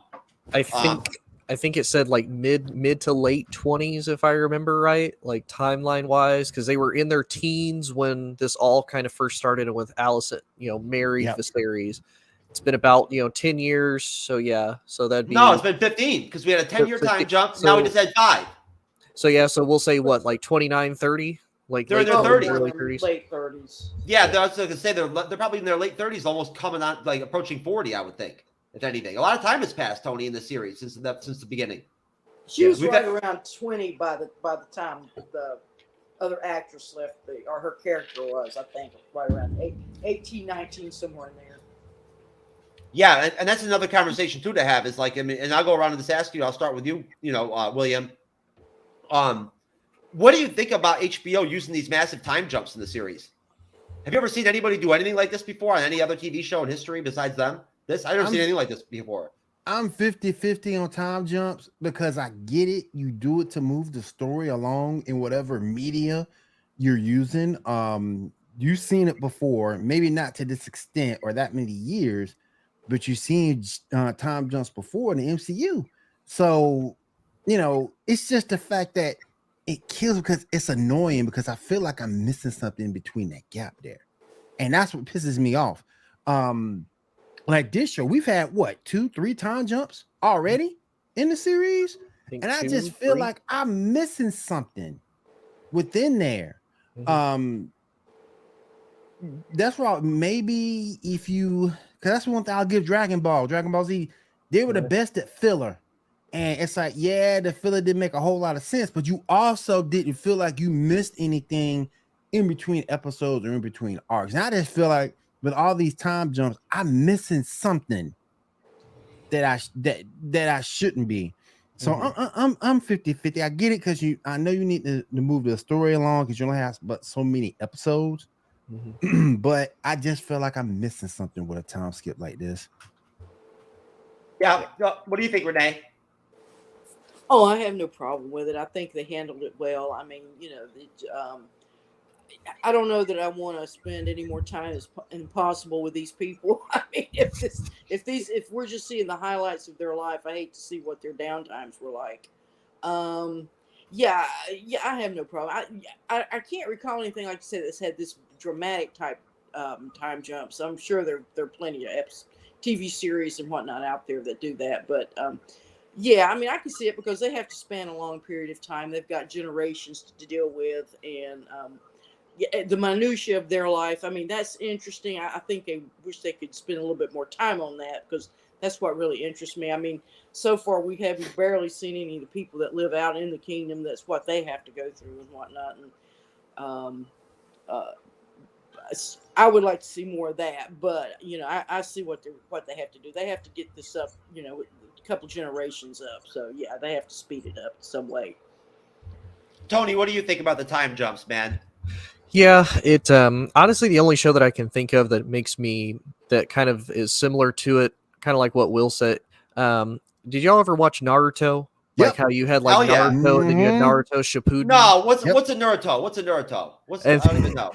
and then it kind of continues to grow from there, but they do kind of do some filler episodes where they give a backstory of like, okay, this is where this came from, this is how this started, and you kind of go from there. So that to me is kind of the closest thing. And with Naruto, they did it kind of more towards the end to like not completely end the series and in the story. I feel Mhm. like you could honestly do that for this. Like, I know they typically only want to do like 10 episodes. They want to try to get to the meat and potatoes. And I know that's what, like, my girlfriend in particular, she doesn't like watching the show now because she's read the books and she's like, they're doing everything against the book. Like, this doesn't even make sense. So to them, I feel like they know they have enough material to be able to make it work, but they don't necessarily want to keep having to, make things longer, make the season drawn out. They want to keep people engaged and keep people active. So I'm not particularly okay. So, Jeff is a little bit, just a tiny bit of a Naruto fan. But yeah, I feel like there is a lot of potential. They could probably make, I would even say like 4 or 5 episodes of stuff in between that maybe doesn't fully pertain to the Mhm. story, but it can give you a little bit more in like character development, like character growth. Now, I've heard there's theories that, that's what's supposed to happen in the second season. That's why they renewed Millie Alcox and the young lady who plays Allison. They renewed their contracts because they're going to do some flashbacks, I guess, in season 2 of them being younger. So maybe it'll kind of get filled in with the second season, less in the first. I wonder if the first they're not just doing like here we're going to lay out the grounds of everything of how this all starts, and then we'll do some flashbacks as we progress in the war, basically. Gotcha. And you know what? Of course, we've also heard the rumors that they may want to do some kind of like spin-off series with what is her name? The ACOC girl that plays the young Rhaenyra. Oh, Millie Alcock? Yes. Mm-hmm. Which I think is I think that actually sounds like a tangible rumor. Like I think that I can see that happening. You know what I'm saying? Like I mean, but either way, so basically, what did you guys think? Renee, what did you think of Daemon and Rhaenyra coming to see Viserys and experiencing Viserys in his state that he's in when we first get him in episode 8? Yeah, I mean the when we saw him in the last episode, he's still pretty much intact. I mean, you can tell he's down and he's having problems, but he's still there.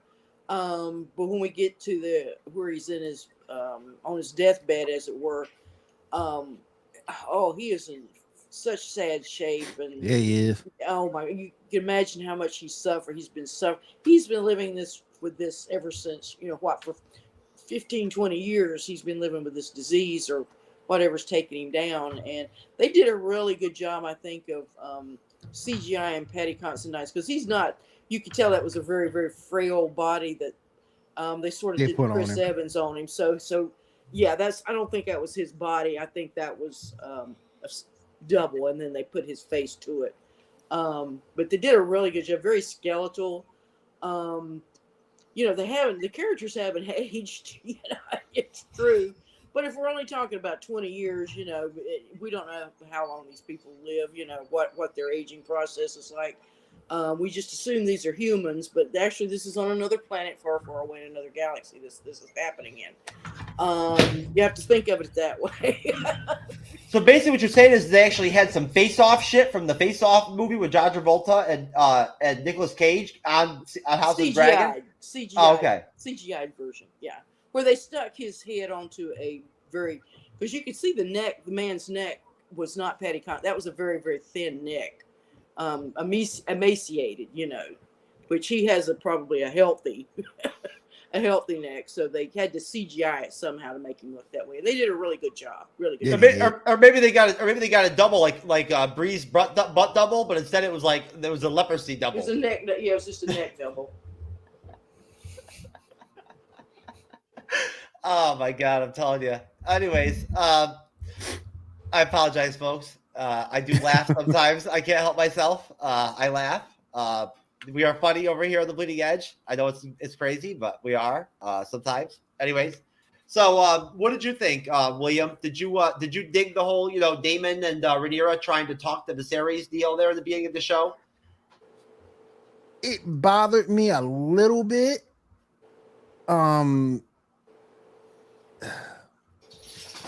I just felt with him in that condition, they were really, and I know it wasn't like that per se, but you really could have manipulated him into anything you wanted him to do. And that was my issue with it. He was afraid he could barely talk. Had the one, and you didn't know he was missing the other eye until later, but he had one eye open and he couldn't really talk and communicate. And he was struggling to breathe and things of that nature. I just thought they could have really taken advantage of him. Anything they wanted, they could have took advantage of him. And you saw later on she went by herself to go and see him, and she actually got upset because she couldn't communicate with her dad at all. No, and that of course does come up. That after the scene, we do get actually Rhaenyra and Daemon confronting Alicent about the fact that like the Maesters are doping with the milk of poppy. They're doping Viserys for his pain, and Alicent of course says like well look, you should see him when he's not on that shit. You know what I'm saying? Like he's in pain. And we'll talk about I'll just ask you a double question, Tony. What are your thoughts on them approaching Viserys? And then what do you think that Alicent really is just doping him because of the pain? Because she actually does give a shit about him, or are her and Otto actually just trying to possibly like usurp the shit? Yeah, I think it's a little bit of both. I think they're trying to usurp it, make it a little easier because you notice how well they're running things without him. Basically he even says, they take care of everything now. So I think it was a little bit of, she does actually care for him in the regards of, that is still her husband. That's the father to her children. Like she cares about him. So she doesn't want him to be in pain. So I do think it's her trying to be kind to him.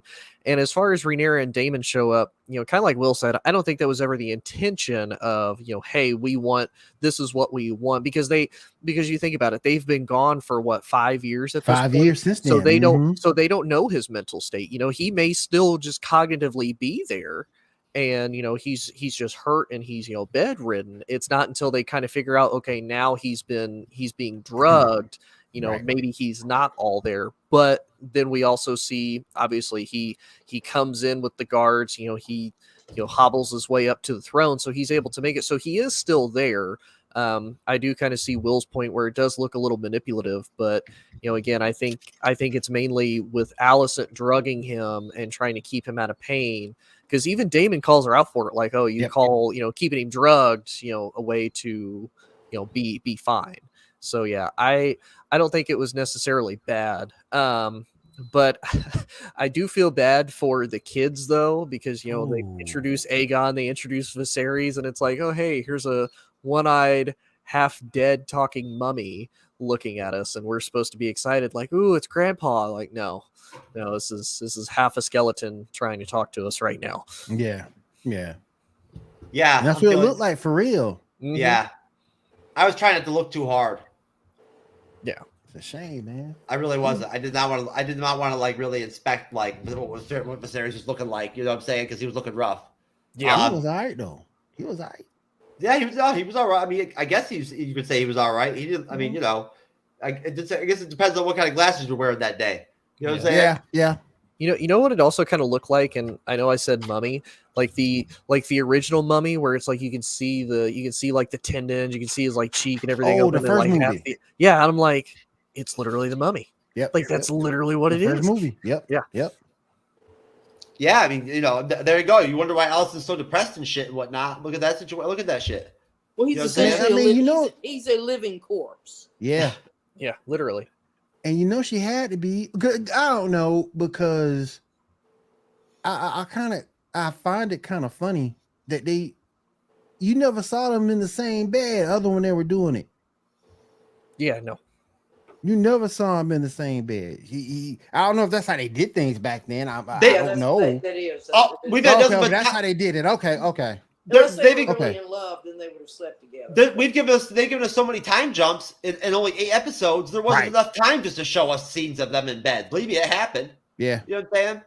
You know, I'm sure at some point it occurred. Just slept in the same bed at some point. Yeah.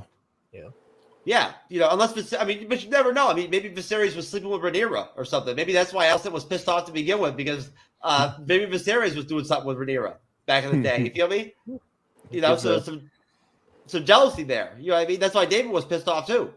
You know, he's like, well, upper class people would have they would have separate bedrooms. I mean, normal. That wouldn't be unusual. That's not unusual. The husband would pay a visit ever so often. He'd say, knock on the door, my dear, may I come in? You know, that type of thing. Yeah, because I mean, they would have their own chambers. Like, you know, the queen would have her own area that she could be in. Same with the king. That way, if anything ever like pressing happened, you know, it wouldn't disturb anybody else. Like the queen wouldn't be awoken if like the king was needed for something. Right. Well, now that I'm celibate, I actually sleep in a different chamber than like my female friends. You know what I'm saying? Like, you know, like because I swore to celibacy. I'm one of God's children. I will not be. I will not be tainted. It's not good to lie. We've got exactly. We've got the twin beds, like in WandaVision. You know what I mean? Exactly. You know? Not good to lie. And you push them together, or you like pull them apart. Lucy and Daisy did. Yep. Back in the day. I'm still trying to figure out what Vision was doing with her under the blanket or whatever that one time when they came together, like when the bed came together. Like, I mean, you know, was he? I'm not sure what he was doing down there. Like, I mean, who knows? I don't know. But all I know is, I mean, the man did not have a penis. So again, I've said a long time ago that you can't blame Wanda for the shit she did in WandaVision. She deserves like a pass. I mean, you know what I'm saying? When you haven't had any D in like 15 years and shit and whatnot, like her, you're going to get all crazy. So there you go. I'm not going to even ask the question. I'm not going to even ask the question. I'm telling you. You know what would be, I was thinking to myself earlier, what would be awesome would be if that character from Star Wars, those early 2000 Star Wars films, that really dumbass character. The last three? Jar Jar? No, Jar Jar, yeah. Can you imagine if Jar Jar Binks was on the House of Dragon series? You know what I'm saying? Like, seriously. For an episode or whatever, as like a guest host, a special guest. I think we should do a segment on all these reviews where we just like propose what we think would be the most interesting other like actor or other character from a different show or whatever or movie that could be on the show. I feel like if Jar Jar Binks was ever in the House of the Dragon, the war would have started within like the first 5 minutes of the episode because he would have done something to cause it. He would have done something to cause the whole thing. Backfire. Yep. You would have done something to cause the whole thing. Yep. Yeah, I'll tell you right now. He would be a game changer on some House of the Dragon action, man. Jar Jar, hell of a guy. Yeah.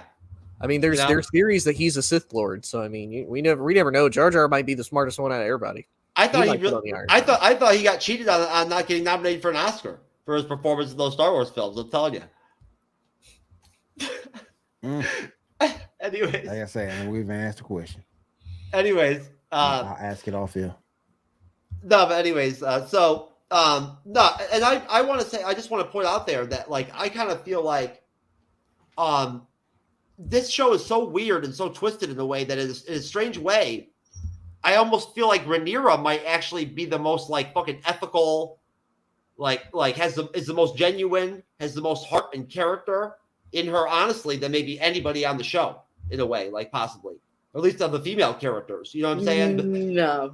You're talking about Rhaenyra being what now? Besides Rhaena.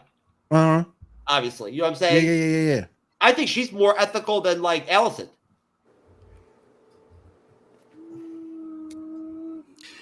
Yes and no. You gotta remember, ethics are there's a gray line with ethics back in this time period compared to now. Yeah, that's true. I feel like with both Alicent and Rhaenyra, they both have their faults because of what they've had to deal with growing up. Like Rhaenyra has always had to basically be, growing up as the forgotten child. Like Viserys didn't like he cared about her because she's his kid, but didn't really like give her the attention, didn't really pay attention to her as much as she would probably have needed because he wanted a son more than he basically wanted her. Right. And then, later on in life, okay, now you're going to be my heir. Now you're expected to do all these things. And Rhaenyra goes from basically like being forgotten about to where she really can do whatever she wants. And there's no, penalty for it to, hey, now you're the heir to the Iron Throne. You're a political piece now. Right. So now you have to be more, negotiable in what you need to do for your family, for your kingdom. So it's like, okay, now you're going to have to be wed to some rich lord. She learns, I don't want that. I want to be able to pick who I want to be with.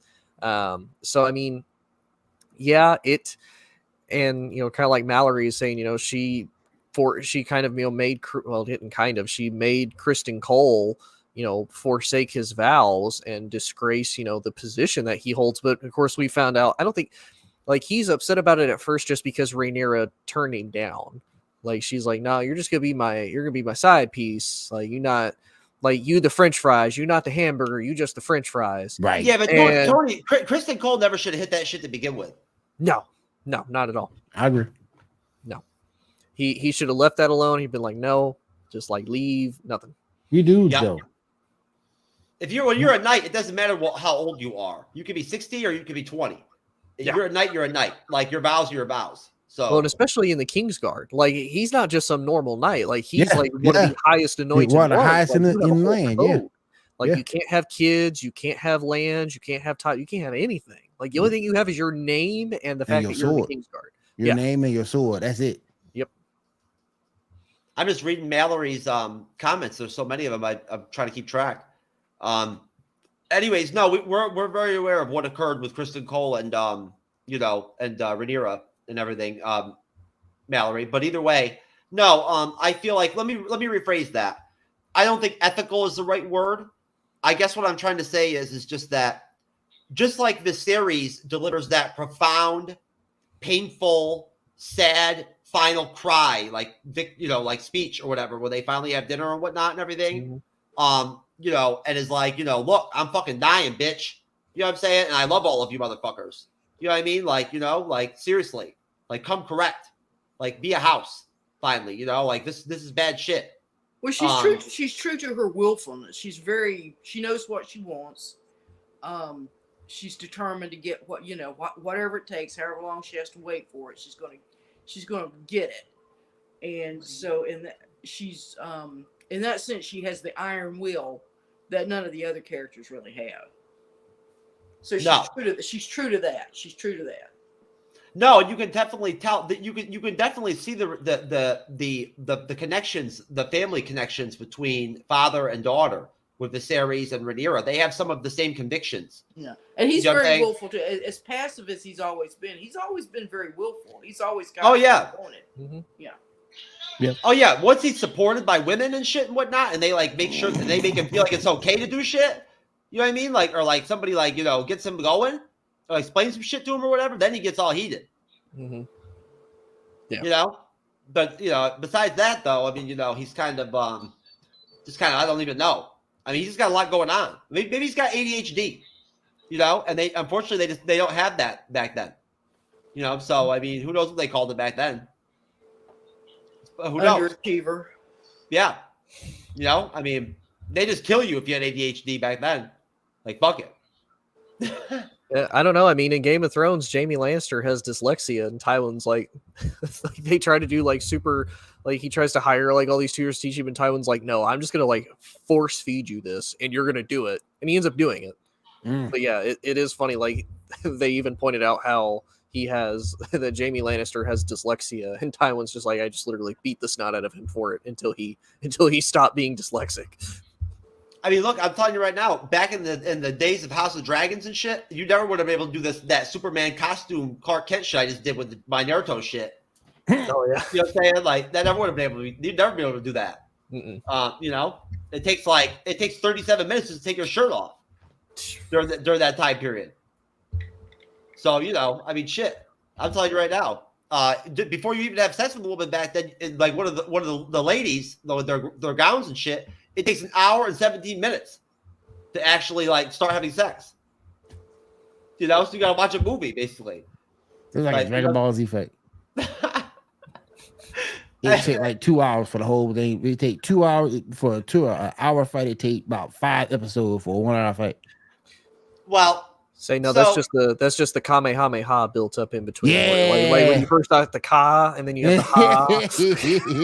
well, so moving on to the children and basically what we end up having, where we do end up having basically who is it? Is it? I believe it's Daemon, isn't it, Tony? That actually slugs one of Rhaenyra's kids. Oh, The one that lost his eye. Jaceres. Yeah, Jaceres hits Aemon because he keeps saying that how they're such strong boys or such strong boys, and socks him for it, and then Aegon slams Luke's head into the table, and then they start getting into it from that point. So at which point Rhaenyra is like, I think it's time for us to go back to like Dragonstone or whatever the hell. Yeah, you know, but before that, we actually do get, and then you guys can tell me, what do you think, Renee? When Rhaenyra apologizes to Alicent, or no, not apologizes, but when Rhaenyra like raises a cup, calls to have a cup raised for Alicent, right, for her treatment of her father, right? Isn't that what it was for? Taking care of her dad for so long. Do you believe that was legitimate, or that was that gaslighting? No, that was legitimate. And do you believe that Alicent's response was legitimate too? Yes, I do. You do. I think they had a brief. The whole scene, the whole setup was that was his last meal. You know, he wanted to. He had all his children, his grandchildren together. While he still could, he wanted to have that dinner, and he makes an effort at it. And so they try to, at least for that time period, they try to come together. But I do think they were genuine in it. I think all of them sort of, I think, were touched and began thinking about, you know, everything, and maybe a little bit of kindness, a little bit of glimmer of that these people could live together kind of showed there for a brief moment, but it was fleeting. And of course, the minute the king had to go back to his bedroom, then they're right back at it. You know, it didn't take just a second for them to. The one moment they were dancing and everything was laughing, everybody was happy, and then the next moment they're at each other's throat again. So there again, I'm saying this is what depresses me about these shows. It gives you that little bit of tiny bit of hope, and then just rips it right out of it. Well, remember, what was it? We had I think it was maybe episode 5 or 6. We had Rhaenyra and Alicent have another moment where they came together, right? Go ahead, William. But Renee is thinking this is supposed to be a happy-go-lucky, all as well as in well. No, I don't think that at all, William. I do not. That's dichotomous thinking. I want characters that are progressive, that we see some character development, some hopefulness that think they will improve their lives. The fact that we never see these poor people who's supporting these huge estates, keeping these people in their lives, and we never see these people. And when we do it, it's this poor little kid that gets raped, or they go out and they cut some guy's balls off because whatever that they needed to show an example to the village. It's stuff like that. And that whole period, I don't like. It was what they call hierarchical society, so that you were born into whatever your station was. If you were born a slave, or if you were born, that's what you're going to be for the remainder. You're going to die that way. So what type of a hopeful life is that? So the only thing you would have to turn to would be religion. And we don't even see people turning to religion or anything that much in this. You know, so a lot of this stuff, like you're talking about, I wish we could see more. I wish I could see more of that. I think that would give me a little bit more sense of what's going on in that society. Is it improving, or is it just staying the same? Is it just going to be the next year we're going to have to go through the same thing again and the same thing again and the same? Tony, don't they experience some? I mean, there is some liberal, like some liberal social change between this and the 500 years to Game of Thrones, because just progressive change. Well, the democracy is around at that point.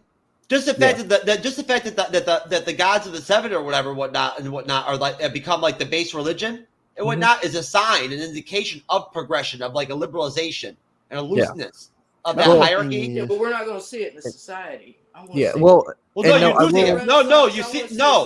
to see a 20th century version. You see it in society. You do. Well, and I'll say too, in Game of Thrones, you kind of see it a little bit more from the people's perspective because you see how much they hate. Like when Joffrey becomes king, they take him through the town several times, and you see every single time how much people hate him. Like they throw food at his carriage, they curse him out, they hate him. Whereas when he marries, Queen Marjorie, she's very beloved because she's for the people, and you can kind of see her impact. And then even when Joffrey dies, Tommen and Marjorie are very well received, and Cersei is hated because they've heard the rumors of what she's done, and she has to walk her sin of atonement from the religious point. So it is kind of seen more in Game of Thrones. I'll say from a societal impact, trying to like kind of tie it into the 21st century now. If you think about it, think about everything that happens like politically in the White House that we probably don't see or don't know. Like there's only a few things that we directly are affected or seen by, such as like the inflation rate, gas prices, stuff like that's really the only thing we're affected by is like the taxes and the money situation. Everything else is just pretty much like, it's just kind of the stuff that they do. It may or may not trickle down to where society sees it.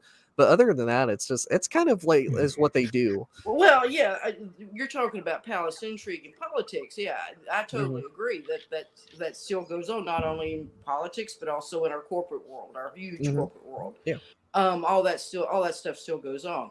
However, this does mirror the medieval period, and from that period, it only lasted so long. I mean, people got fed up after the plague, and the people begin to realize, hey, you know what? These bishops, these kings, they don't care about us. They just care about this.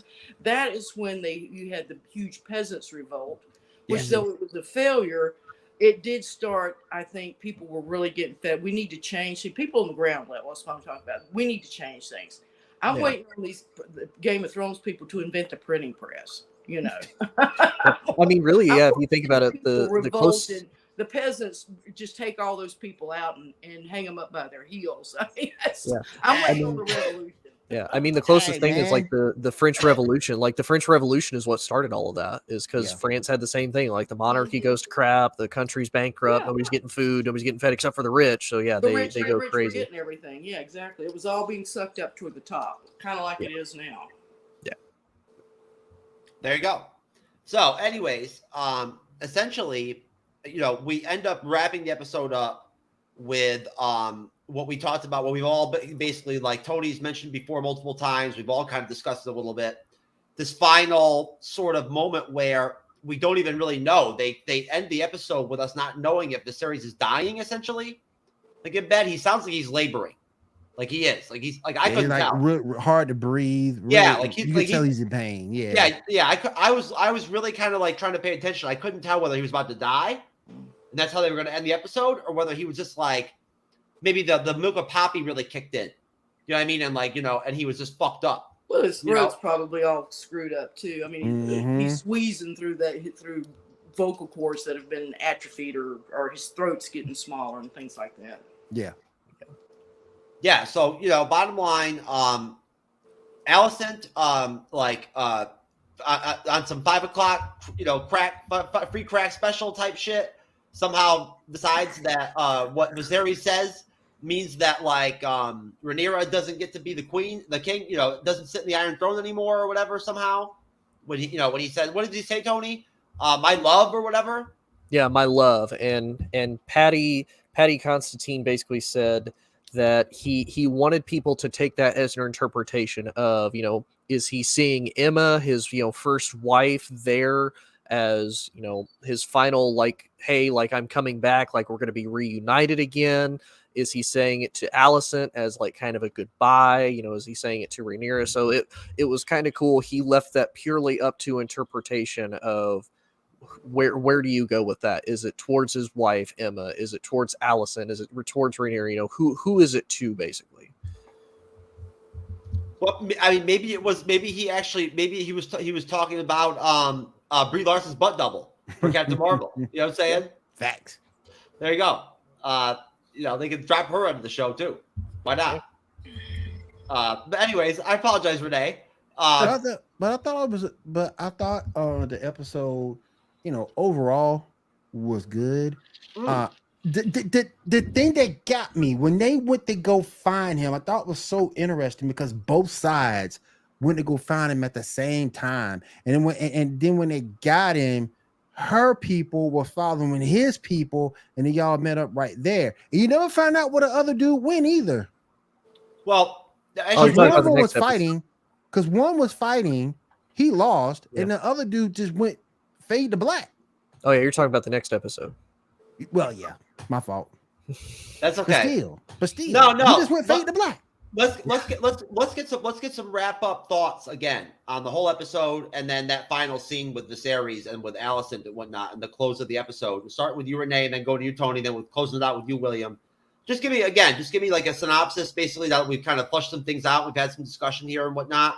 On like what's your final thoughts on the episode?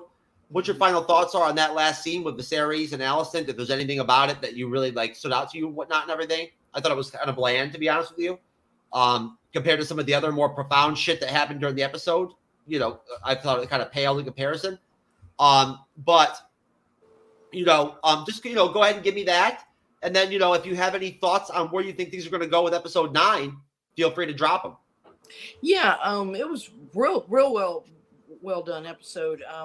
Here again, not a lot of action. It was all done with just the tension of the characters and what of the anticipation of what's going to happen next. I think it carried real well. I think at the end, the very ending, the very last scene, and where he says "my love," I'm wondering if I don't think he's speaking to Alicent.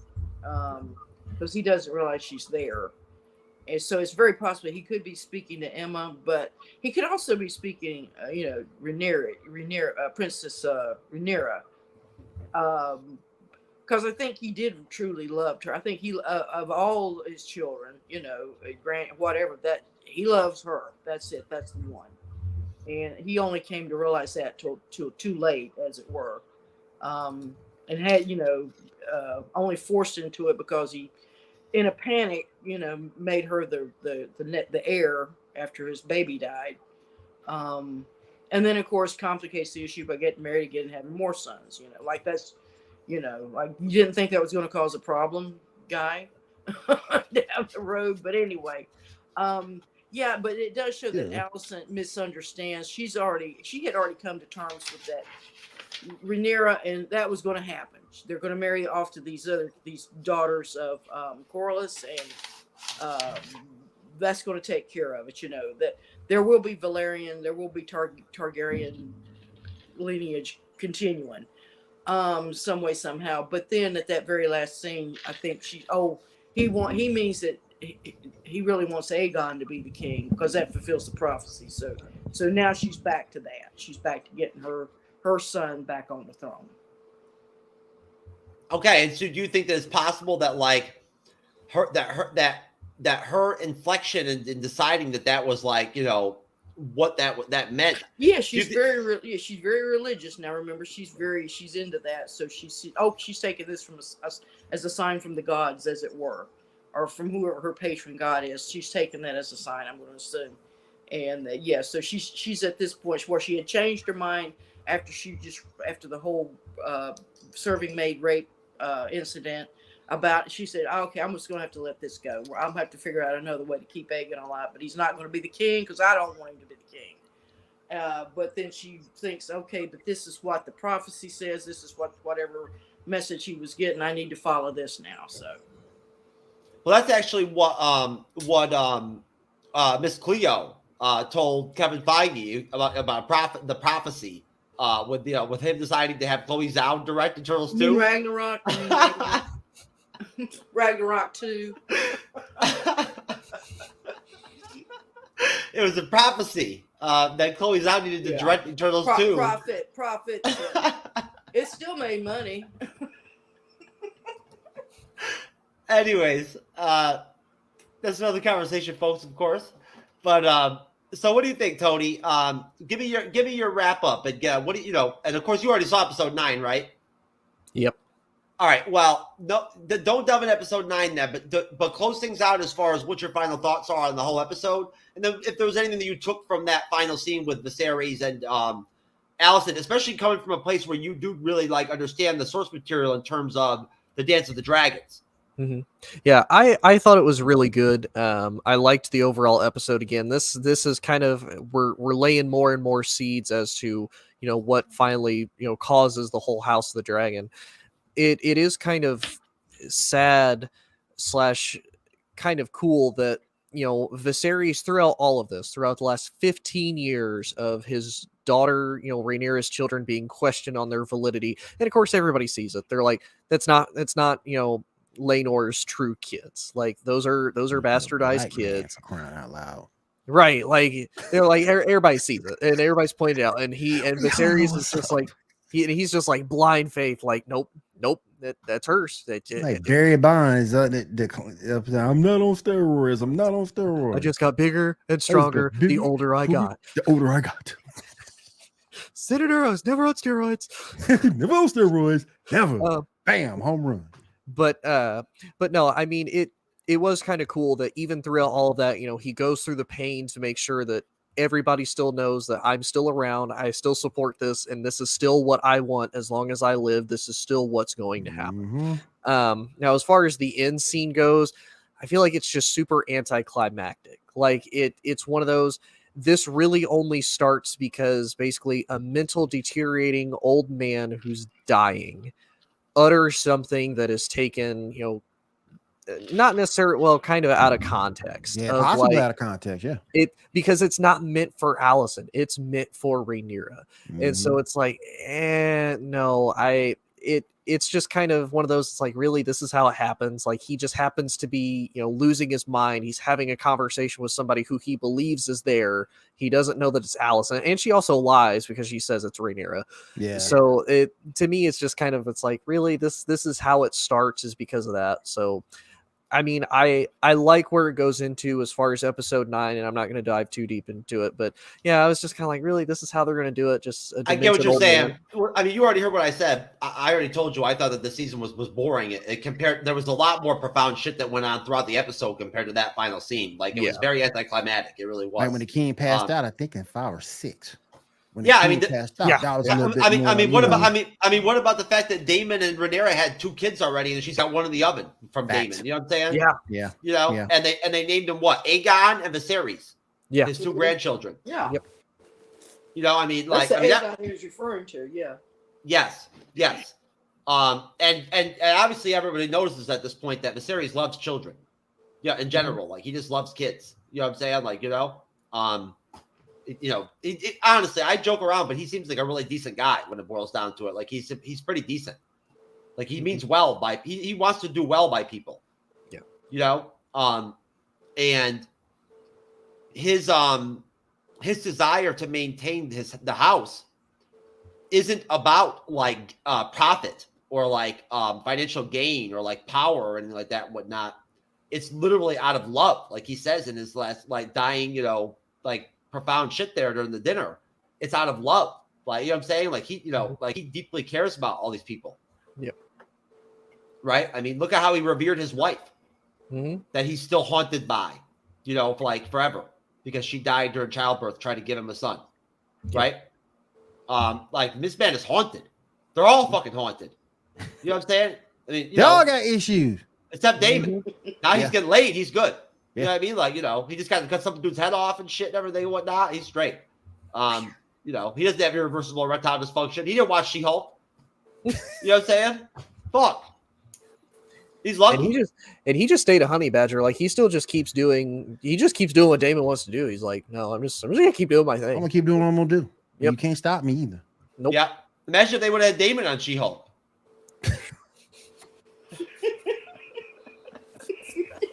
He's one of her. She-Hulk was so terrible. Hey, William, don't say anything bad about She-Hulk in front of Renee, okay? Renee thinks the She-Hulk Disney Plus series was fucking like some serious shit, man. Yeah, right. All right, so. Yeah. you say you're right. Yeah. I hated it. I hated it more than I actually like She-Hulk okay, but it was just so poorly done. I mean, Yeah. and they bombed that ending. It was just so stupid. Yeah. Not my favorite show. Yeah.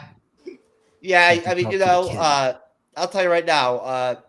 Trying to connect or compare the Shield Disney Plus series to fucking House of the Dragon is difficult. Not much there really to Well, connect. it's a totally different intellectual discussion. Yes, that's right. That's right. The only thing that like you can honestly connect with it would be the fact that nothing, absolutely nothing. Nothing.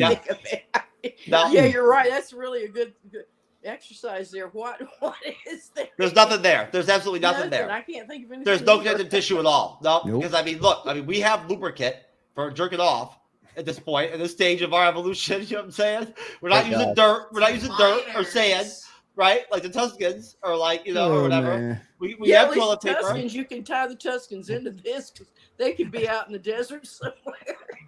And Mallory, just so you're aware, it's She-Hulk. She-Hulk. Yeah, Can you imagine if the Tuscans were on fucking the House of the Dragon? Oh my god. Be a better show. Yeah, they'd It'd be a better show all the time. Like nobody would know what they're saying. Like it'd be a what are better they show. playing? What? You get the Tuscans together, What? And those guys, the dragon bastards. Here come the dragons to burn them all up. Oh, you didn't even know. Yeah. You just see him with the staff like shaking it. Like what does it mean? I don't know what you want. Put the Tuscans in one house. Put the Tuscans in one house, and the Ewoks in the other house, and let them go at it. And the Wookiees, like have that be the three main houses. Go at it. Yeah, nobody understands what the other one's saying. This would be a lot better team. Yeah, the Tuscans, a better show, man. If the Tuscans were on the House of the Dragon, they would be called the House of what's the name of the planet? Tatooine. Yeah, House of Tatooine. Yeah, there you go. It'd be a better show. Just think the Tuscan Raiders could be the Targaryens. The Ewoks could be like the Lannisters, and the Wookiees will be the Starks. Like those will be your three big houses. The like three big houses. And they can replace the dragons with spaceships. Yeah, except in reality, or no, those big like elephant things that they ride around in not Mustafar, Tatooine.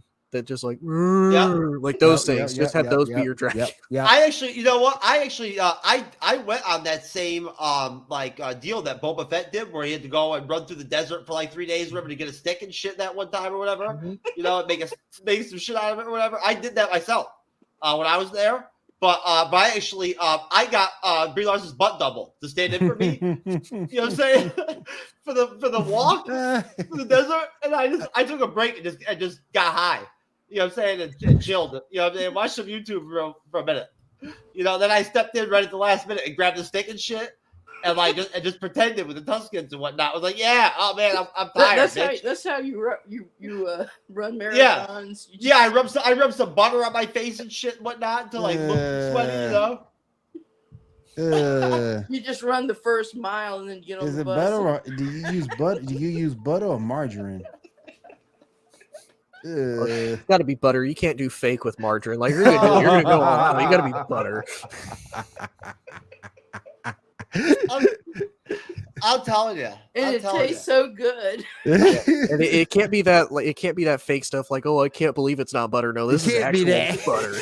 Yeah. Oh, and my butt double also. My Captain Marvel Brie Larson butt double actually stood in for me too when I had to inhale that lizard or whatever, or fucking whatever it was, the toad or whatever. I didn't want to do that shit either. I'm not down with all that. So, you know what I'm saying? I wouldn't be cool with that. But I mean, Well, now we know your line. Well, hey, you know what? Look, not everybody is built to be a Tuscan and like go run around in the desert like Boba and get that stick and shit. You know what I'm saying? I'm not built that way, baby. I'm a lover, not a fighter.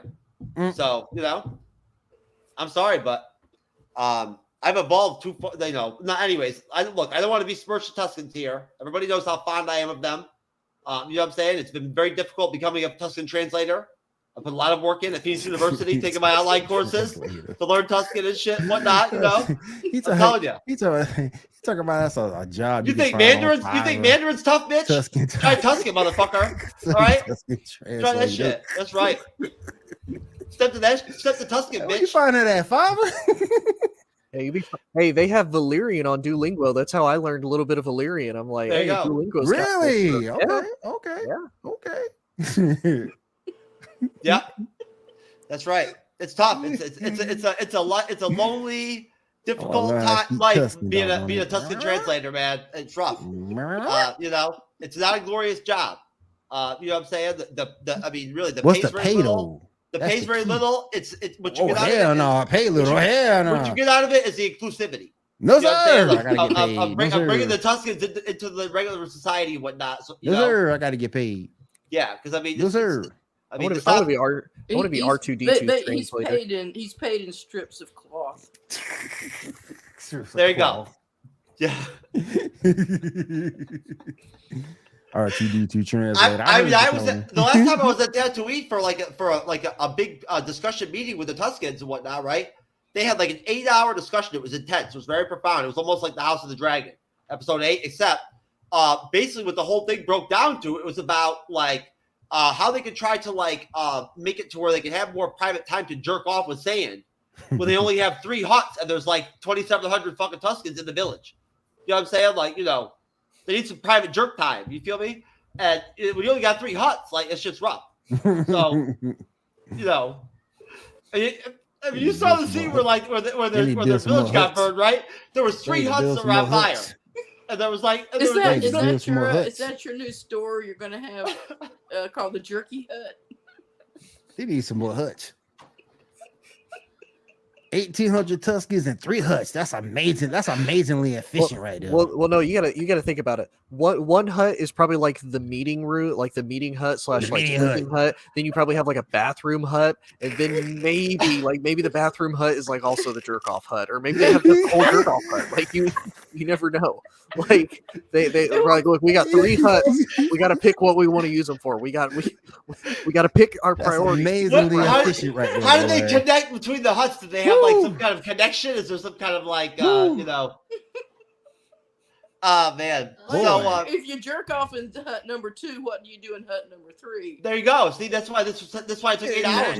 Now we get into some consequences, because that's what number 3 or 4. You going to do it in number 2? Hut number 3 is the guilt hut. Is there an age of consent in the Tusken like legal system or whatever? Yes, like, I mean, yes, it's 18, Jeff. Okay, I was gonna say.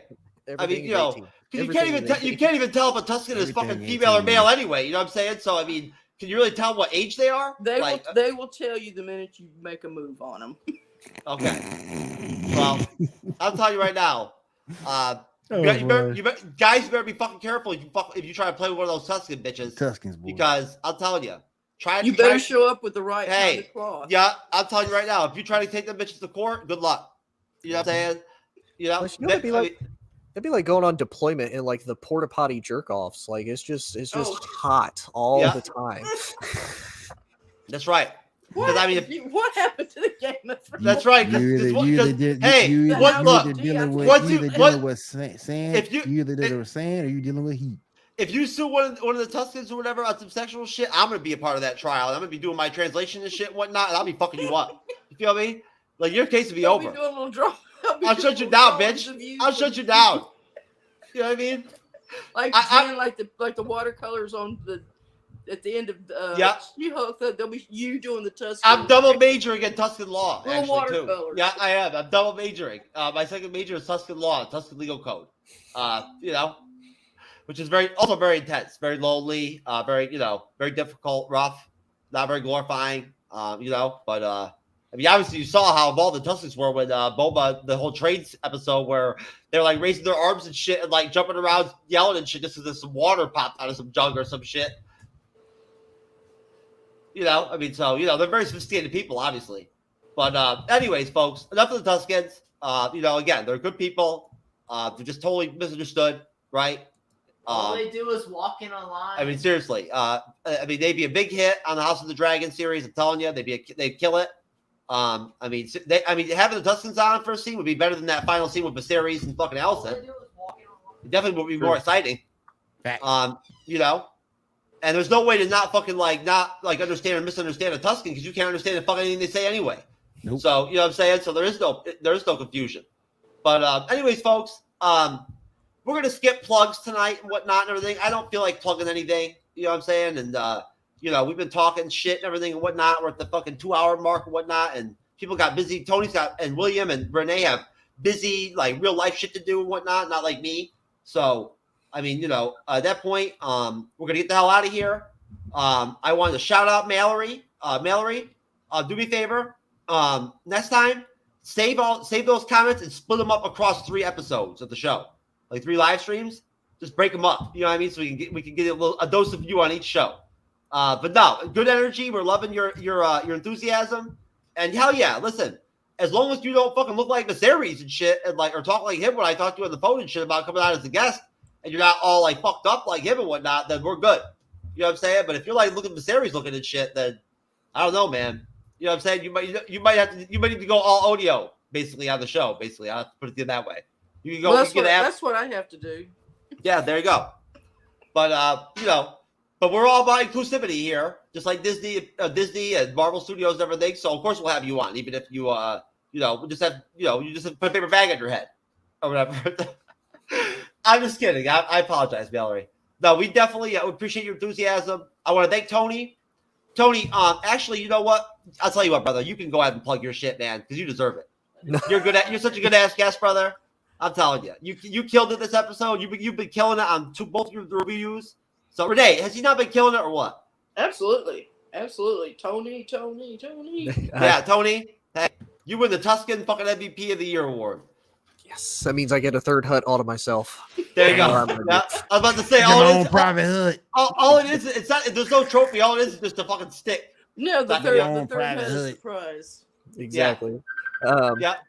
But y'all can catch me on my podcast. It's Inside the Hoosier Mind. Like I said, I primarily do sports podcasts. But Inside the Hoosier Mind, you can also catch me on All Sports All Plays Network. I do several shows on there, mainly college football show on Friday mornings. So please check it out. We always have a blast. And yeah, Mallory, I'm pretty sure Jeff will get with you as far as messaging you, getting you set up. Hopefully being able to get you on as a guest. So yes, he'll get you set up. That's right. I honestly, it's pretty damn hard if you talk to me and whatnot and everything, and as long as you vocally have a conversation with me, it's pretty damn hard for you not to end up on the show, especially with all the passion you have, Mallory. You know what I'm saying? We need people like that coming on the show and whatnot. We do. I think the basic criteria is that you are alive. Oh, well, if that's the case, I guess I can't be on anymore. As long as you're alive, yep. You can make the show. It's just like long as she's breathing. It's just like the majority. It's just like the majority of my opposition, my competition on the dating sites, the other dudes out there and whatnot. They'll message any chick that's got a vagina and a pulse. You know what I'm saying? Yeah. Real quick, I just want to say one more thing. Well, you can say 5 more things. Go ahead, bro. I thought episode 8. I thought it was well written. I thought it was smart. It did have a jump in time, but the one thing I will give it didn't lose its plot. So that's the one thing that I have to give it. And again, the CEO boy go in there and just cut his head off. You'll get no more savage than that. Yeah, I mean, you gotta give HBO credit for having balls with the series. Like, yeah, man, chances. They're really pushing the boundaries with it. Yep, these time jumps. Some people don't like them. Some people do. There's no battle scenes. There's no massive battles and shit like in Game of Thrones. There's no massive army versus army dragon action. There's nothing going on like that at all. Right. There's no magic really. There's no fucking weirdo shit. There's no there's no what's her name? What's the chick from Ashai that does the shadow binding magic and all that shit and whatnot? Oh, Lady Melisandre. Yeah, there's no Melisandre type characters. You know what I'm saying? This is a very dry, kind of like simple sort of like version of like Game of Thrones in a way. That's very, very character driven. Yeah, but you got to think too that's kind of how the first series of Game of Thrones was. Like, you didn't really get a whole lot into like the magic or like the weirdness. Like, that wasn't until like as it kind of evolved. So this is just the first the kind of root of everything. Like, okay, this is how everything started. This is who everyone's character is. And for HBO Game of Thrones, for HBO, it's kind of a feeler of is House of the Dragon going to be as well received as as Game of Thrones was. So it's kind of a feeler for them. So they don't want to put out too much. They could have this go for another 8 seasons like they did, Game of Thrones. They could have it go longer. So, yeah, I think we give it season 2. We might have like a Lady Melisandre, because age-wise, she would be around during this time, so she could make an appearance. You never know. Facts. Yeah, that's possible. You never know. I mean, honestly, that's a good point. We don't know how old Melisandre was. How long did she say how old did she say she was? 200 years old. So I mean, she very well could be around it, because that little amulet that she had around her neck helped keep her alive and helped keep her young. So it's very I'm telling you, she's around. I wish they'd do a damn series with just a shy. You Yep. know what I'm saying? Like out of a shy. You know what I mean? Like if they were gonna do one, I'd love that. That would be awesome. And get into all that dark occult magic shit and whatnot they have going on and whatnot. That's the kind of shit I dig. I find that fascinating. I really do. The whole concept of a shy is something that with the lore that I really dig. I do. The whole, I mean, honestly, Renee, I swear, the lore of the Game of Thrones universe and whatnot is rich. It really is. I'm sorry, but it is. Mhm. Like, there's no way around it. When you dig into it, it's very well done and it's very detailed and like very individual. Sure. Yeah, it is. Yeah, I mean, I'm not dishing on the books or anything like that. I mean, obviously the R.R. Martin, George R. is a good writer. I mean, you can tell by this dialogue. I'm assuming they're sticking fairly close to the actual dialogue that he wrote for his novels. So yeah, you can tell it. And plotting and everything is just well done and very adult. Like I say, Renee, the novels are darker and more fucked up and like fucking intense than like the show. I haven't read them, but I believe that. Yeah. I haven't read them, but I do believe that, because the way this show goes, this show sometimes can go that dark type of undertone. Yeah, very dark. Yeah, yeah. Well, I mean, you slice a man's head, you know. I mean, you don't get no darker than that. Well, no, and you know what? And Game of Thrones gave you a visual look at the books, like for the first time. You know, like you actually got to see it flushed out, like on scene. And so, yeah, I mean, you know, and then you know what? Look, I talked to people out there that like flat out don't like the House of the Dragon because there's no battle scenes. That's it. That's why. That's their main premise, is that they don't like it because there's no big fight scenes and action scenes and shit and whatnot. That's what they like about Game of Thrones. It kind of reminds me of a primitive Andor, because all they do in Andor is talk. Yeah. What they freaking do? You might get a scene here or a scene there, but for the most of the part, all they do is talk. Unless you're invested in the storyline of House of Dragon, which I am. Unless you're invested, that's how you're gonna be looking at it. If you're invested, it's that the dialogue itself is engaging. The plot, the plotting, and the narrative, and the movie or TV show itself is that engaging. And you got to have top quality writing to do that. Top quality directing. You do, because you got to make up for the no action scene somewhere. Yeah, and plus think about it. You know, kind of like how we mentioned before that. You know, the magic and everything like that doesn't happen until, you know, later on, at least in Game of Thrones. There wasn't really a whole lot of big fight scenes in Game of Thrones the first season. And plus, I kind of look at it too. If you have all these big fight scenes and you don't know the backstory as to why, it's like, okay, there's just a bunch of these people fighting. Well, there's no rhyme, no reason. Yeah, it's like, okay, scene. Exactly. Like, why are they fighting? Like, why is this person, you know, oh, hey, this is my brother and he's been burnt. Like, okay, why? Like, why did your brother get burnt? Like, what led up to this? So, I mean, I get it. You know, it's not as action-packed as they maybe wanted it because they probably got spoiled from Game of Thrones. But it kind of sets the story. You need the dialogue for the why everything has happened. And then when you get into the fight scenes, and to me, it kind of ties it more into, oh, damn, this is why, like, you also appreciate it more, too. Yeah, like you kind of get why, I see why this person did that. Maybe it was like a petty thing. Like they took this rock. They didn't have to take this rock. They just took it because they wanted to take that rock type thing. Yeah, and you know, I'll tell you, I think if anything, probably what we'll end up doing is we'll probably just end up doing a show where we do like basically a season recap type show. Like, you know what I'm saying? When we finish the episode reviews, we'll do one more show and we'll just basically do like a recap of the full season, the full series, and give everybody a chance to spend on the show to flush out all the shit that they've wanted to kind of like tie together throughout the whole series, episode to episode. Mm-hmm. Give them that chance to actually put that stuff out there. You know what I mean? Like, because I know that by the time this ends, I'm gonna have some stuff put together and have formulated and whatnot in the back of my head where I'm gonna want to kind of like, you know, put it out there. I understand. Yeah, you know. Yeah. And the more you keep watching the series episode to episode, there's just things that just develop and build and like disconnect or connect and whatnot in different ways that to where it just it really creates conversation. It really drives discussion, you know. Mm-hmm. And then there's also the actual business aspect. There's also the cinematic aspect, the television aspect, the production aspect, right? You know what I'm saying? Like the way that they, that aspect, the decisions HBO Studios is making. Again, with these time jumps, they're taking these risks. You know what I'm saying? Going with these totally suppositional type episodes where there's no action at all. It's all literally character and conversational driven, all dialogue driven. Dude, they're taking risks. They are. And my hat's off to them. I'll tell you right now, HBO Studios make some good ass TV shows. They do. I think the best ones out there, personally. That's just my opinion. But anyways, folks, Renee's got to go, so that means we got to fucking go. She's the lady here in the group. So if she says she's out of here, we're calling it. Yes, I'm the Lady Allison. Fuck you, Steve from Bumble. Fuck you. There you go. And she's out. Yep. And she's out. That's right. She's probably Steve from Bumble probably called her just then. Yep. And she had to answer the phone.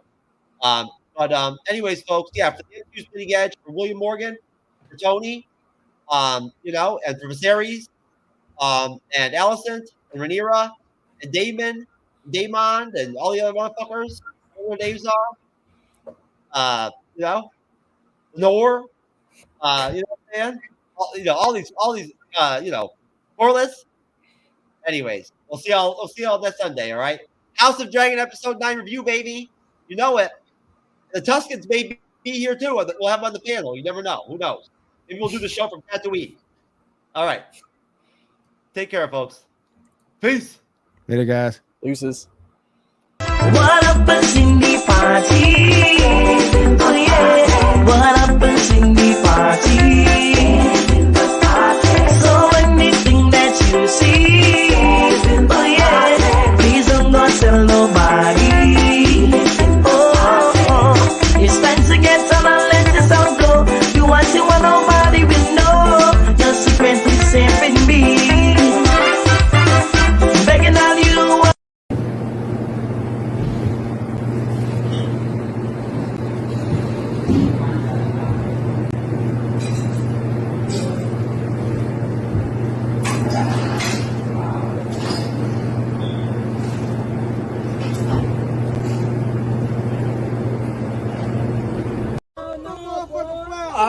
I'll take it. Someone will appreciate it.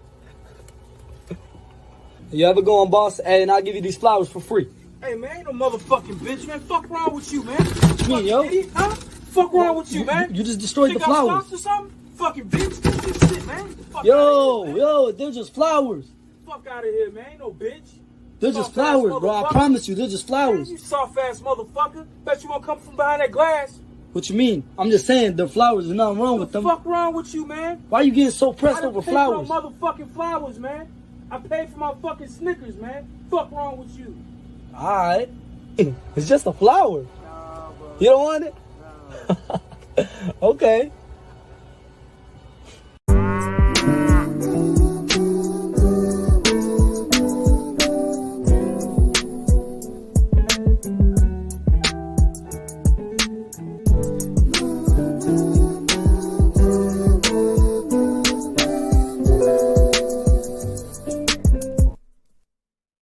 Yeah, bitch, I'm a cow.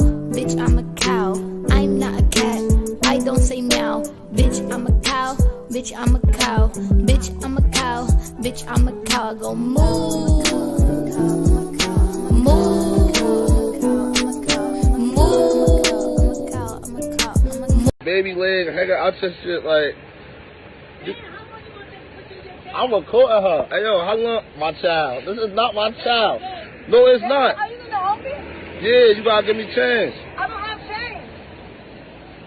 What happened to you?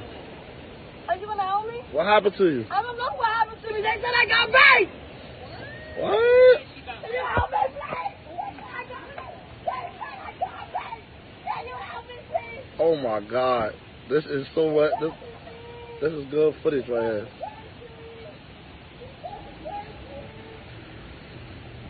Hey, yo, come on, I'm gonna help you right now. Come on. Where are you gonna help me? I'm gonna go get change for you. Okay, Hey, miss, you got change for a 20? You got change for a 20?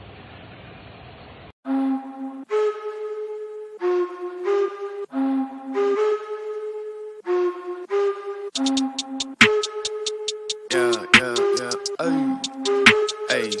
I said, excuse me, but you don't understand where I'm at. I was all around the world, on span, cross the map. I've been laying low and now it's time to pop up, bitch, I'm back. Now I'ma run it up. Snooze on the kid that you don't.